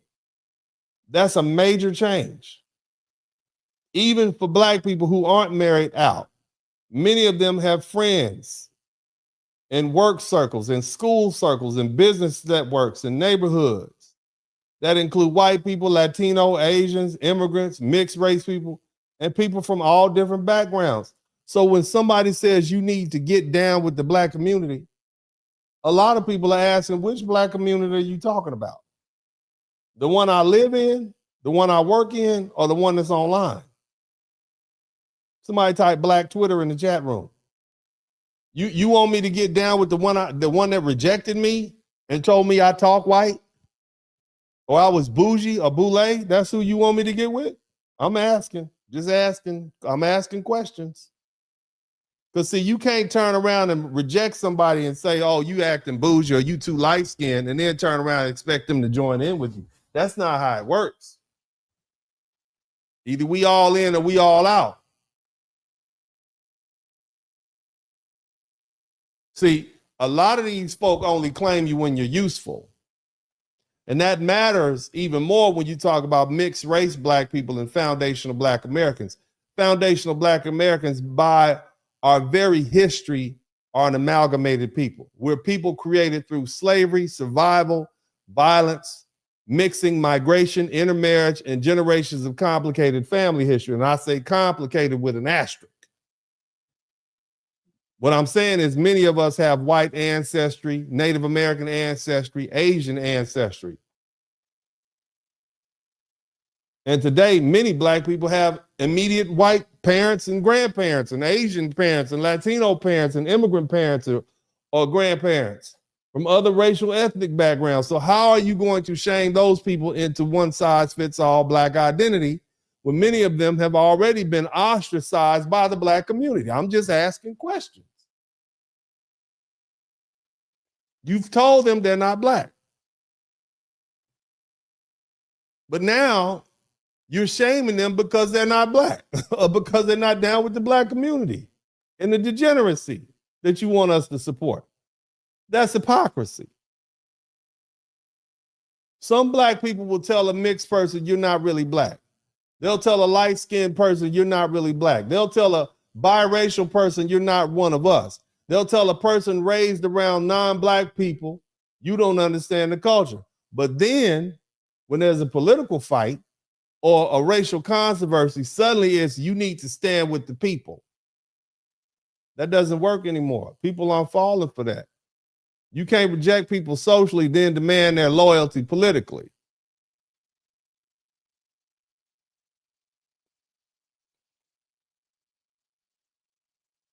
You can't mock people for how they talk or where they live or who they marry or who their parents are or what school they went to or what job they have and then expect them to show up when you want racial solidarity. That's not community. That's convenience. I'm going to tell it like it is.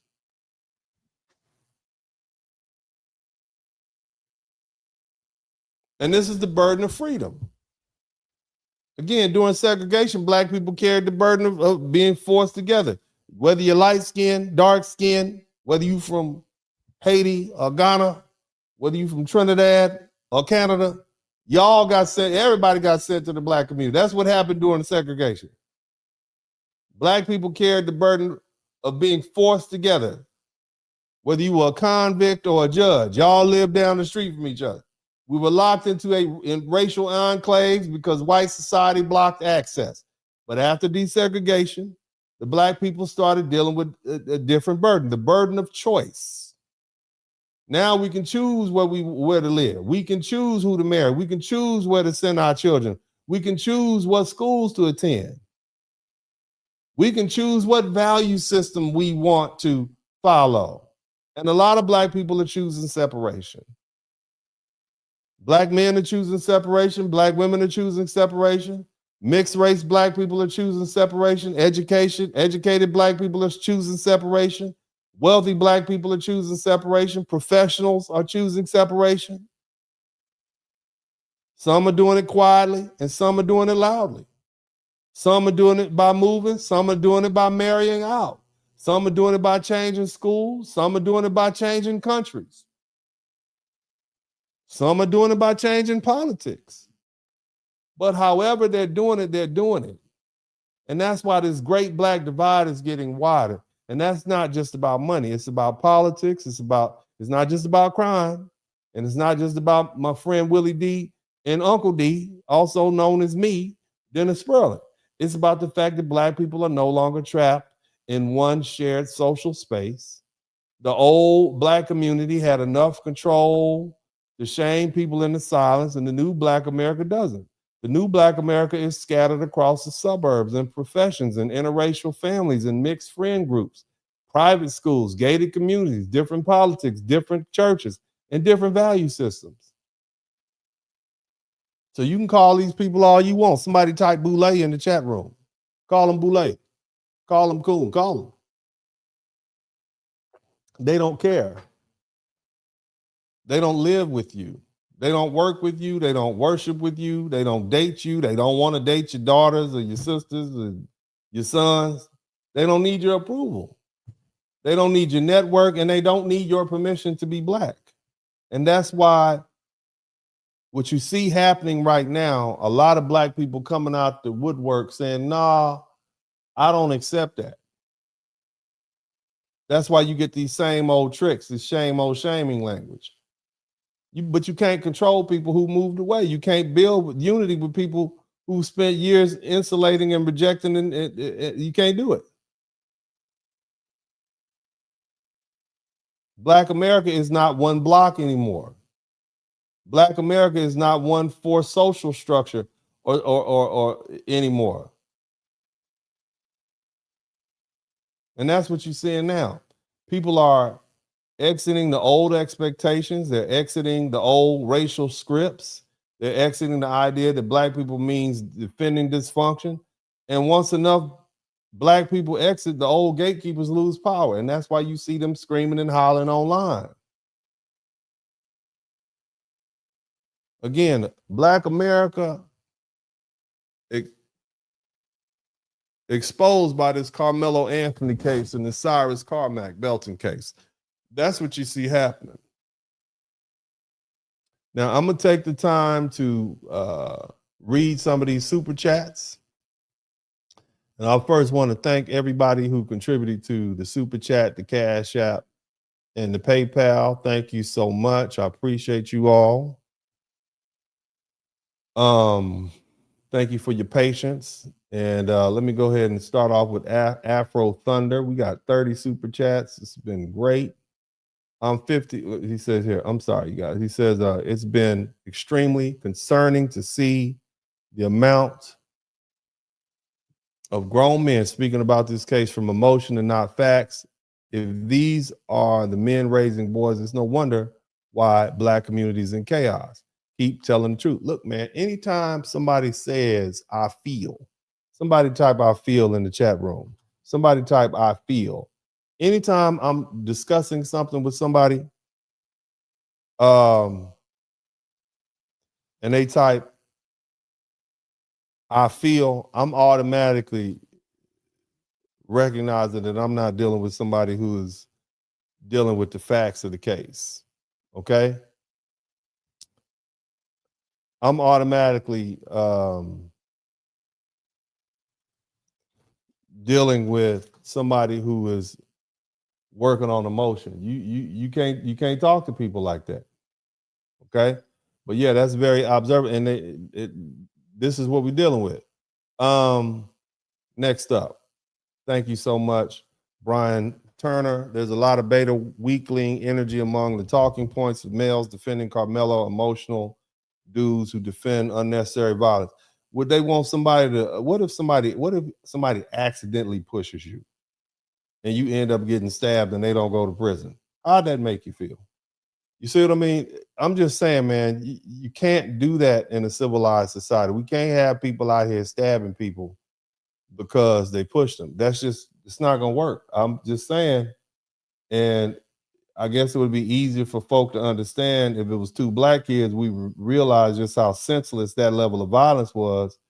But because of, the historical relationship, the racial relationships in this country, folk don't want to deal with that. But it's crazy because the truth is, Karmelo, if this is how he responds to something as simple as a push and being asked to leave a tent, this young brother was a ticking time bomb. And more likely than not, his victim would have been another Black man or Black woman. So it was just something waiting to happen, man. That's not cool. And that's something people don't want to talk about, but I'm gonna talk about it. Shout out to Brian Turner, go Jags. Shout out to SU Jaguars. Also, keep teaching, sir. I will. Thank you, Hoss Martin. Let me see here. Soniac, both parents should have trained their sons. Don't start none, won't be none, and both sons will be alive today. Yeah, but the thing is, Sonia, people are going to pick on you. If your boss picks on you, you just gonna haul off and stab him? If somebody pushes you, you gonna do that? I mean, don't you think at what point is it a little overreacting? Because adults do that to people. I mean, you gonna just throw your life away on some ego tripping? Because that's really what this is about.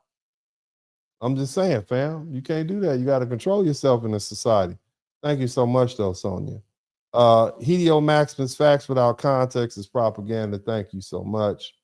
FBA News, bro, keep up the good work, B1. I will, man. I'm going to keep telling the truth, whether people like it or not. Keep on doing it. HB, FT8T, ignore the haters. Some people are too ignorant to understand the difference between public law and actual law. Thank you so much. Yes, the street law don't apply, but the pew should have got the parents too. Yeah, I agree with that. Yeah. Dennis, I'm so glad you challenged those who thought Karmelo was in the right. You were so cool and calm while they were emotional with no facts. Proud of you. Thank you so much, Brown Eyes 4237. I appreciate you. And I'm gonna do I'm always speak. I wish we had more people who were brave enough to speak the truth. But a lot of folk want to be cool. I don't want to be cool. I want to be accurate. I want to be a person with integrity. I want you all to respect me for the fact that I told you the truth when everybody lied to you. I mean, I'm the friend to tell you that your breath stinks right before we go to the club and you need to brush your teeth, and it just so happened to be the night that you met your wife or husband and you didn't meet him with funky breath. Who do you owe that relationship? Me. I'm the person saving your life. And I wish we had more truth tellers out there, but the truth teller, you're not going to have a lot of friends. I'm going to keep speaking the truth. you know. But I appreciate all you guys. Let me go ahead and keep reading. Thank you so much, Brown Eyes. Just for my 2 cents, the great separation. Thank you so much for the $20. Fredo 3161, rap culture has been devastating not only to the black community, especially young men, but society in general. People are beyond tired. Everybody's tired of the degenerate culture. Let's understand something. Art reflects life. Okay, what I'm saying is these people who started off writing rap songs, they were talking about their experiences, especially like back in the day, Geto Boys, Willie D, NWA. They were talking about their experiences. They were just literally writing down what they experienced. Now, of course, it could have been some embellishment here and there. We used to have this term called studio gangsters, some embellishment, but the truth is they were closer to, what some of these people were experiencing. Not all the time. But lately, it's just been like they just glorifying. There's a difference between telling a story and glorifying the harm. And, at this point, man, it was reflecting the culture, but now it's feeding the culture and it needs to be dealt with. Now, again, I'm all for First Amendment rights, but golly, at some point we need to stop consuming this. Where's the appetite coming from? Okay, let's keep that in mind. Kenneth Williams, thanks. He says for the content. Thank you, sir. I appreciate you. Who else do we have here? William Lynch, double tap the screen, like, subscribe. Yeah, y'all make sure y'all subscribe to the channel if you hadn't already. Mark the Sambo, paying his tribute. Yeah, man, look, somebody type Boule. Please do. If Boule means that I'm going to be able to raise my children and live to be a ripe old age and have my own house, my own business, and be able to fly, come and go, and leave this country when I want to, I'm going to go ahead and be that. I'm gonna do that. I'm gonna be a sellout, a boule. I'm gonna go ahead. It means I'm gonna stay out of the penitentiary. I'm gonna do that. Okay, y'all can have all the rest of that value system. I don't want it. And most people with good sense, the 83% of black people who are upper middle class, rich, don't want to deal with it. Y'all can have that. Y'all can keep hold of that. Just my 2 cents. I know an old black guy in the hood building an ark. He calls himself Noah. He claims this God is going to flood the hood. Yeah, man, crazy. That's another thing. When you live in the ghetto, it's a lot of people with mental issues down there. Not saying it's just germane to the hood, but I mean, that's the lowest rung of people, man. You don't want to live around that. Do you want to raise your kids around that? Absolutely not. It's just trauma around every corner. But thank you so much. Big J said, I'm late. So you're showing us these videos trying to make a correlation between degenerate behavior and Karmelo. I respectfully disagree with you, Dennis. I'm actually shocked that you're taking this position, fam. What I'm saying is, brother, Karmelo Anthony had a knife on him at school. Number one, you breaking the rule. And then when you draw the correlation between that and Cyrus Carmack, this is another teenager, 14-year-old boy. You might have missed the part. You have to look at the whole video, but you missed the part where we talked about how there's been so much killing going on in the black community in Columbia, South Carolina. If you just look at the 56 square miles of black community, there's been 8 people killed in every square mile. And so when the jury looked at the fact that we got another 14, and the average age for a person shot in Columbia, South Carolina is 19. What that means is this 5 black people on that jury looked at this and say, enough is enough. We don't like Rick Chow, but this sort of degenerate behavior has to stop. And again, Karmelo Anthony was a good kid. He hadn't had any issues, but he's still subject to that culture. Just like we got a lot of rappers, a lot of school teachers who think they're strippers. We got a lot of professionals who want to act like rappers and drug dealers. You could be an engineer and he around here with his pants sagging off. So, you can't necessarily escape that degenerate culture just because you move out of it. It's the value system.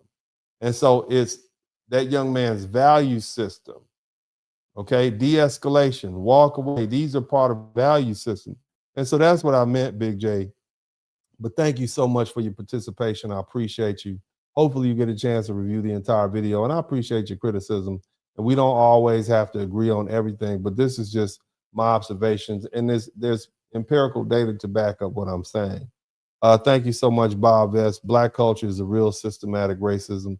No, Black culture is the survival system that Black Americans use so that we can exist in this system where we're surrounded by people. And the culture is basically a people's operating system so in which they can live.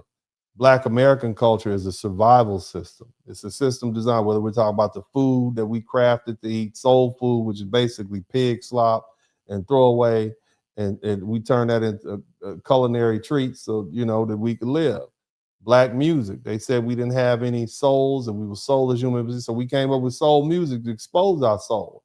The way in which we have extended families, grandma, big mama, sometimes, aunties, everybody had to step in because oftentimes the fathers were sold away, the mothers were sold away. So somebody in the Black community, and we go back to the slave plantation, even after slavery ended, people had to move long distances away. So everything was dependent on big mama, or grandma, or Tyler Perry has these movies out called Madeira, where the main character is Madeira. But the bottom line is Black culture is not systematic racism. Racism is a system designed to, uplift one group of people based on their race and push down another group of people. So that's a different, you kind of like comparing rocket ships to fried chicken. It's just, but thank you so much for the super chat. I appreciate that. Bob S., white people have been getting lumped together for a while. Yeah, well, white people lump themselves together.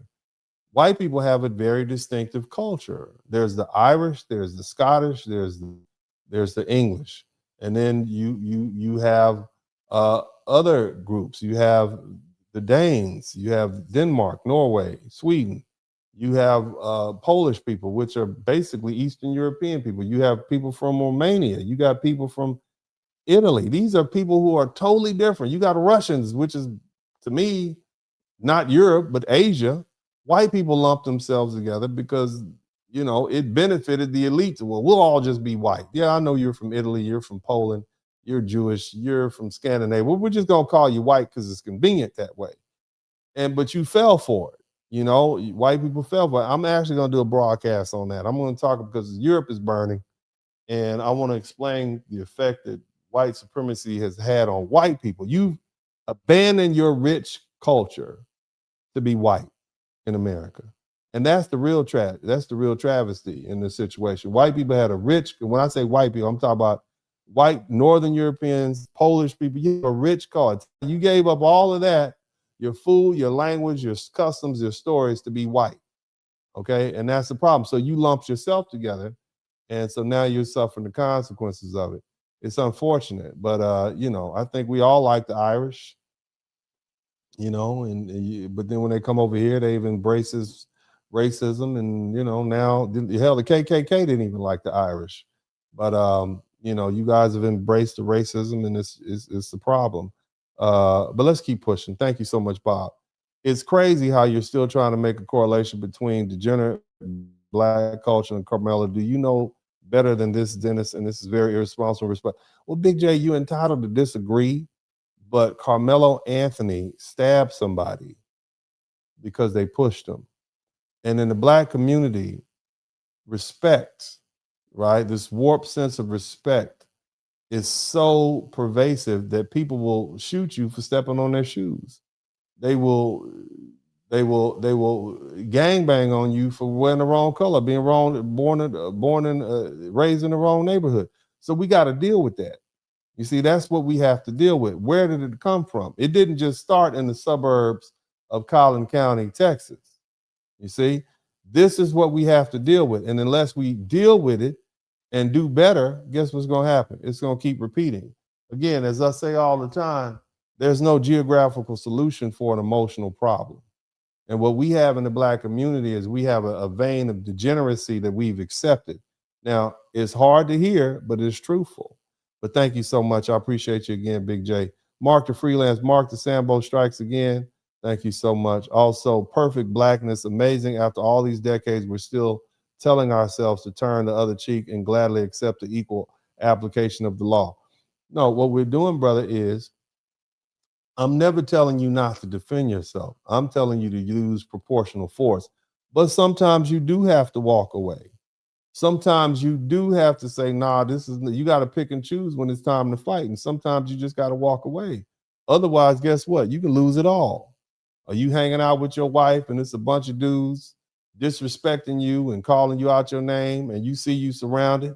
Are you going to pull out your pistol and shoot one of them because they disrespected you? Where is that going to leave you? Well, it's going to lead you, put you in handcuffs.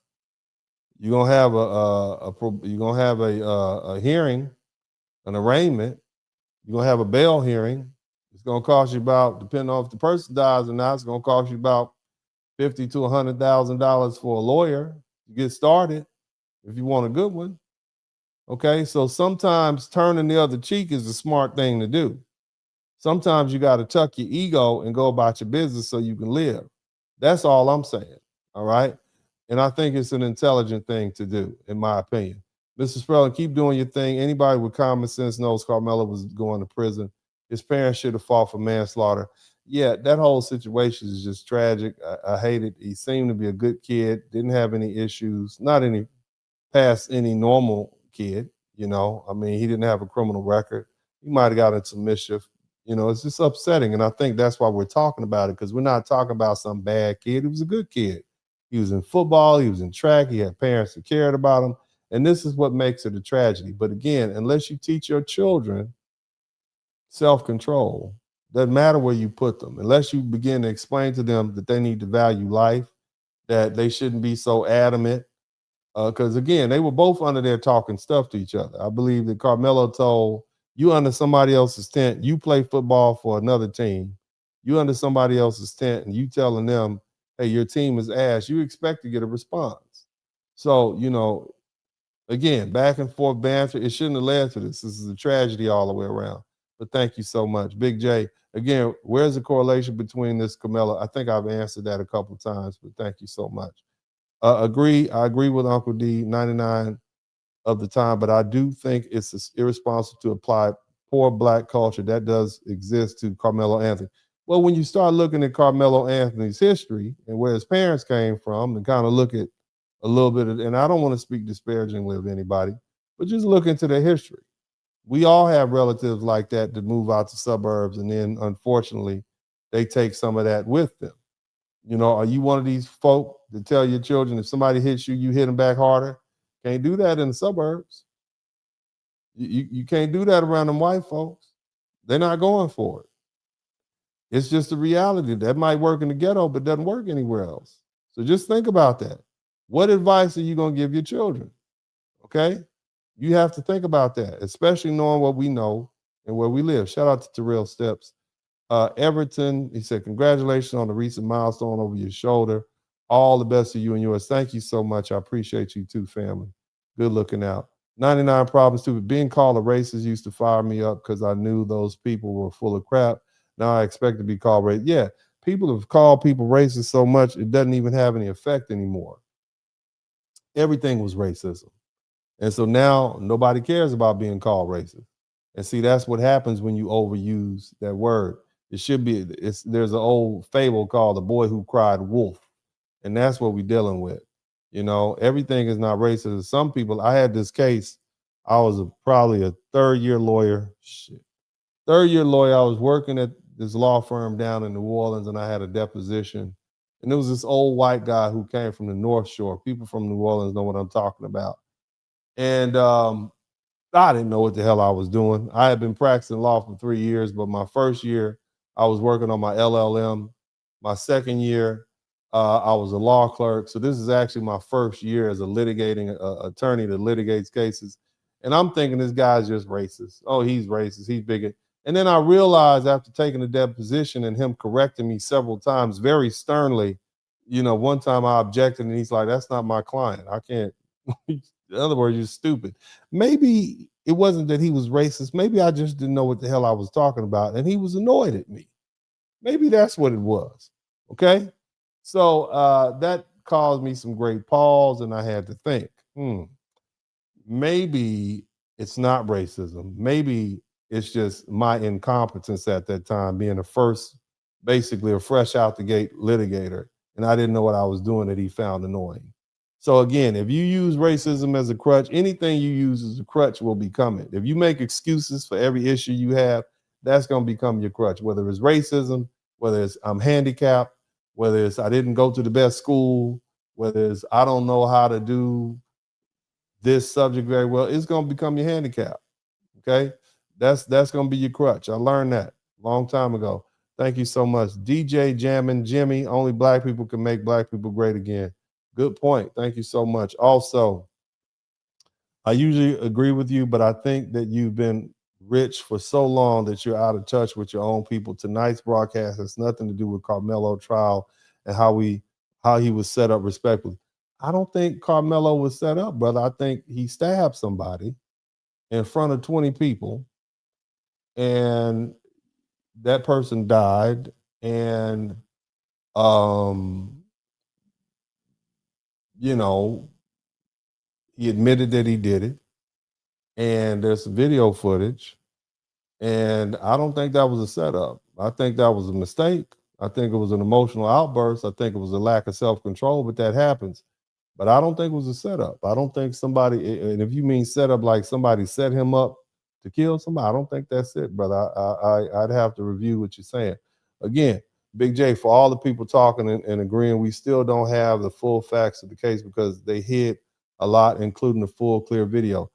Again, I've had conversations with people about this video, and I don't believe the video exists. I believe if there was actually a video, I think it would have come forth by now. I think that's just internet rumor. And what if you get the video and it actually depicts clearer what the prosecution said he was doing? Maybe if have you thought about that? Maybe if there is a video, they didn't want it to come out because it's not good for Karmelo. Maybe that's the same reason they didn't want him to testify. Just think about it, okay? Everything happened the way it happened for a reason. And if the public knows about this video, don't you think the lawyers know about it? But thank you so much again, Big J. If Karmelo's result was just then, why did the jury have to have no black people? Wouldn't it have been fair as far as the jury goes? Why no black? Well, again, I think the jury, an all black jury, would have come to the same conclusion because the evidence was overwhelming.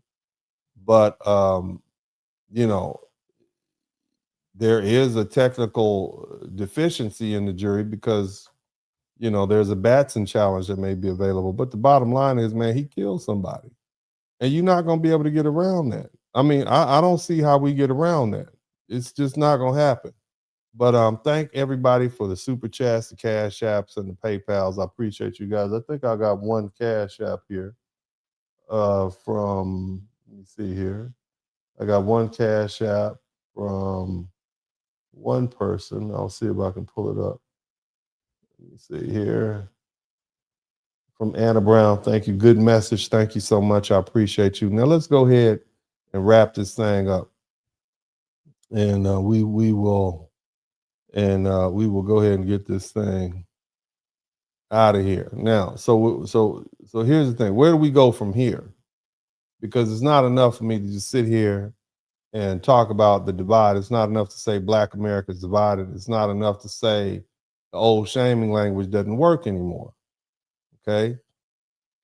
It's not enough to say we tired of crime and the chaos and dysfunction and tired of being told that we've got to defend everything Black people do just because the person doing it is Black.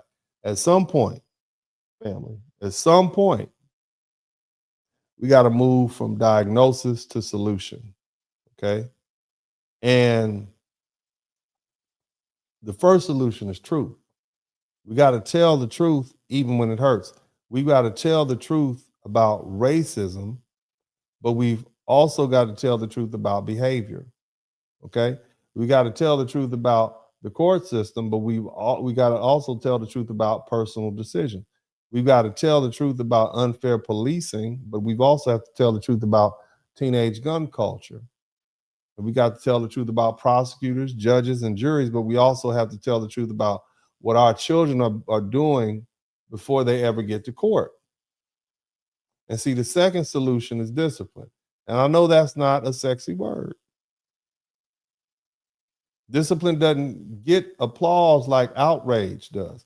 Discipline doesn't go viral like anger does. But discipline is what keeps people alive. Discipline is what keeps boys from turning into defendants. Discipline is what keeps girls from being pulled into chaos. Discipline is what keeps families stable.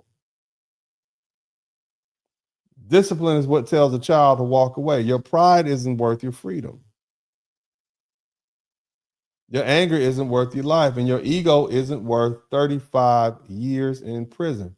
The third solution is family. We got to rebuild family structure. I'm not saying every family has to look the same. I'm not saying you got to go try to get some people you don't like and bring them back in. I'm not saying every married household is perfect. But I am saying children need structure. They need adults, they need rules, they need correction. They need stern fathers, they need loving mothers who participate and cooperate. They need grandparents. They need uncles, they need coaches, they need teachers, they need somebody in their life who's willing to say no and mean it. And the fourth solution is law. Black people have to understand the law before the law is used against us. We've got to stop learning criminal law from YouTubers and celebrities and emotional commenters. Just because you're ignorant of the law doesn't mean that you can ignore it. Self-defense doesn't mean somebody touch me so I can do anything. That's ghetto culture.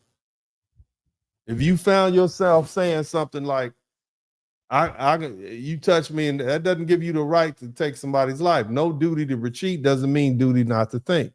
And being scared doesn't automatically justify deadly force. Being disrespected doesn't give you permission to destroy your life.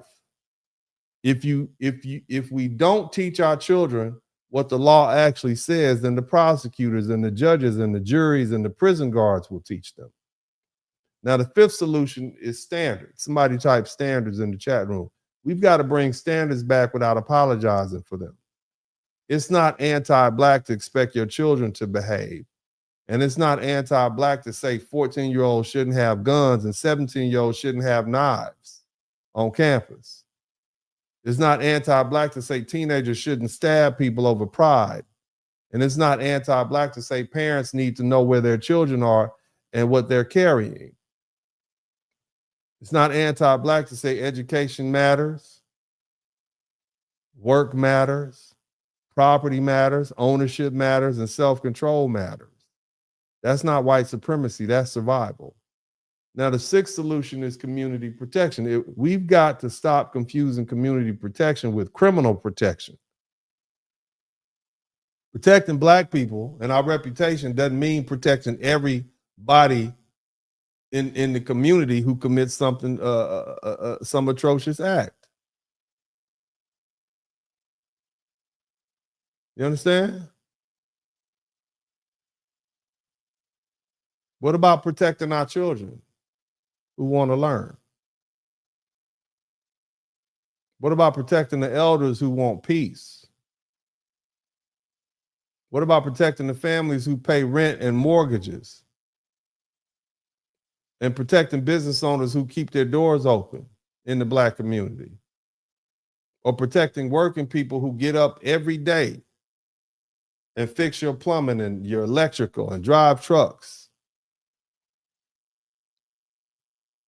and do things the right way?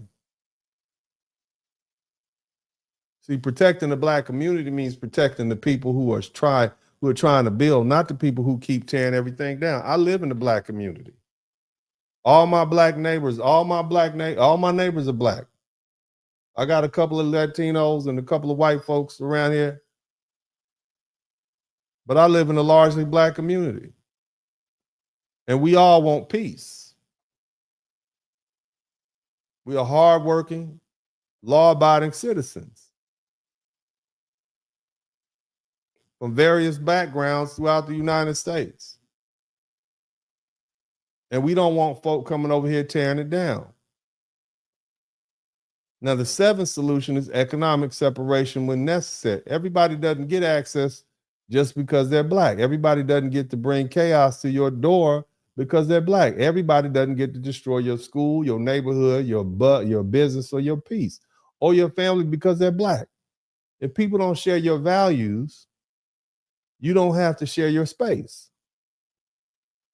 If people don't respect order, you don't have to let them into what you've built. If people are committed to dysfunction, you don't have to pretend that dysfunction is community.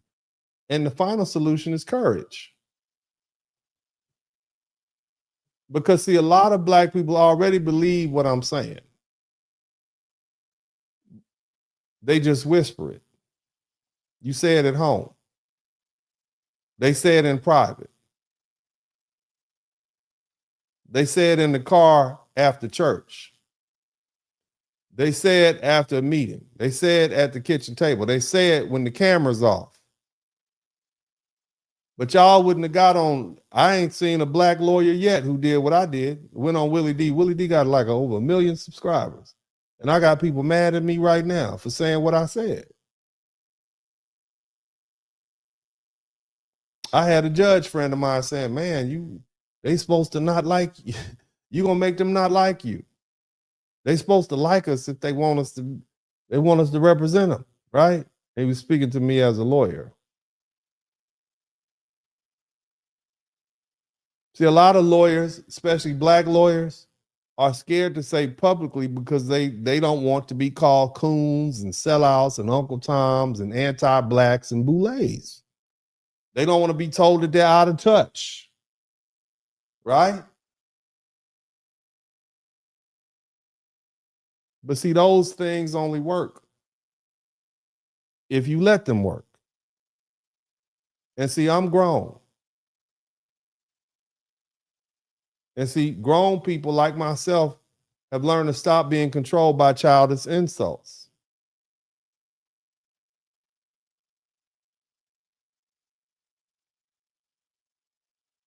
Somebody type courage in the chat room. So commend me for my courage. Commend me for calling out the degeneracy in the black community. Again, I live in a black community. I am a double HBCU graduate. I have 3 black sons. You understand what I'm saying? I am from the black ghettos of South Central Los Angeles. I went to Manual Arts High School. Shout out to all my LA people. I went to Manual Arts High School, the most ghetto school in LA at the time. So I know everything we need to know about Black America. And I'm telling you exactly why we are divided. See, the solution isn't for Black America to pretend we're not divided. We are divided. The solution is to decide what kind of black future we're going to try to build. Are we trying to build a future based on excuses and emotion and racial guilt? Are we trying to build a future based on truth, discipline, family, education, ownership, safety, law, and responsibility? Because I'll tell you right now, I'm not interested in blackness that requires me to defend dysfunction. I'm not interested in a blackness that says I've got to ignore facts.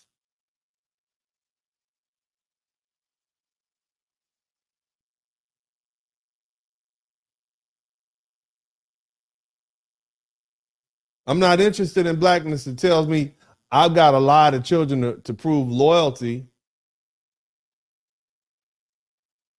I'm not interested in blackness that says protecting criminals is the same as protecting the community. That's not black power. That's black failure.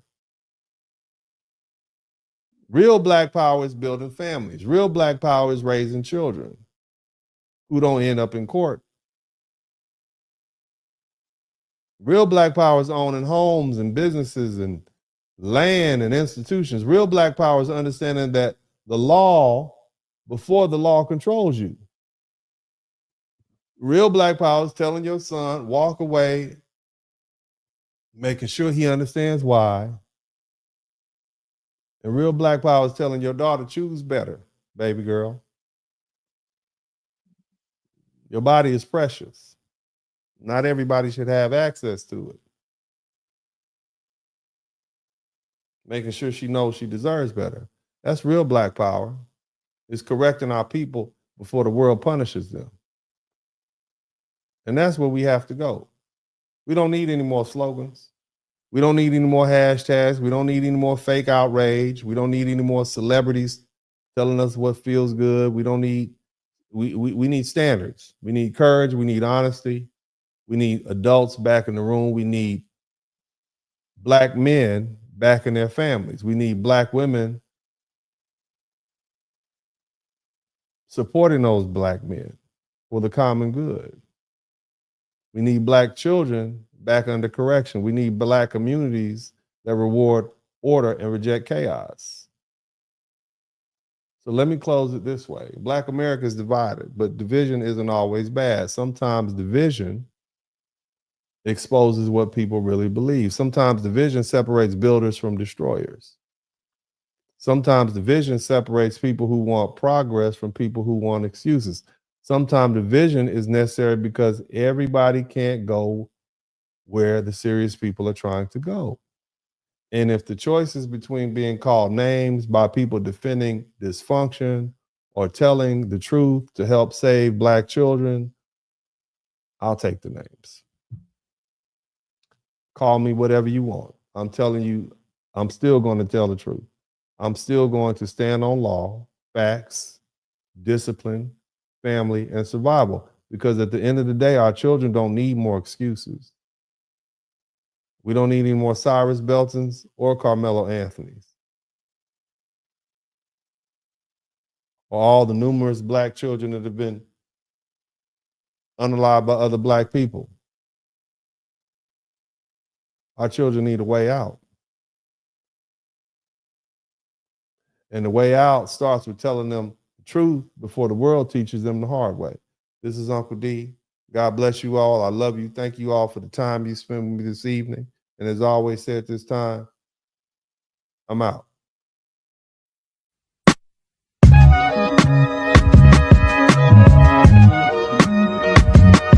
In the Spurling podcast, hit the like button, subscribe.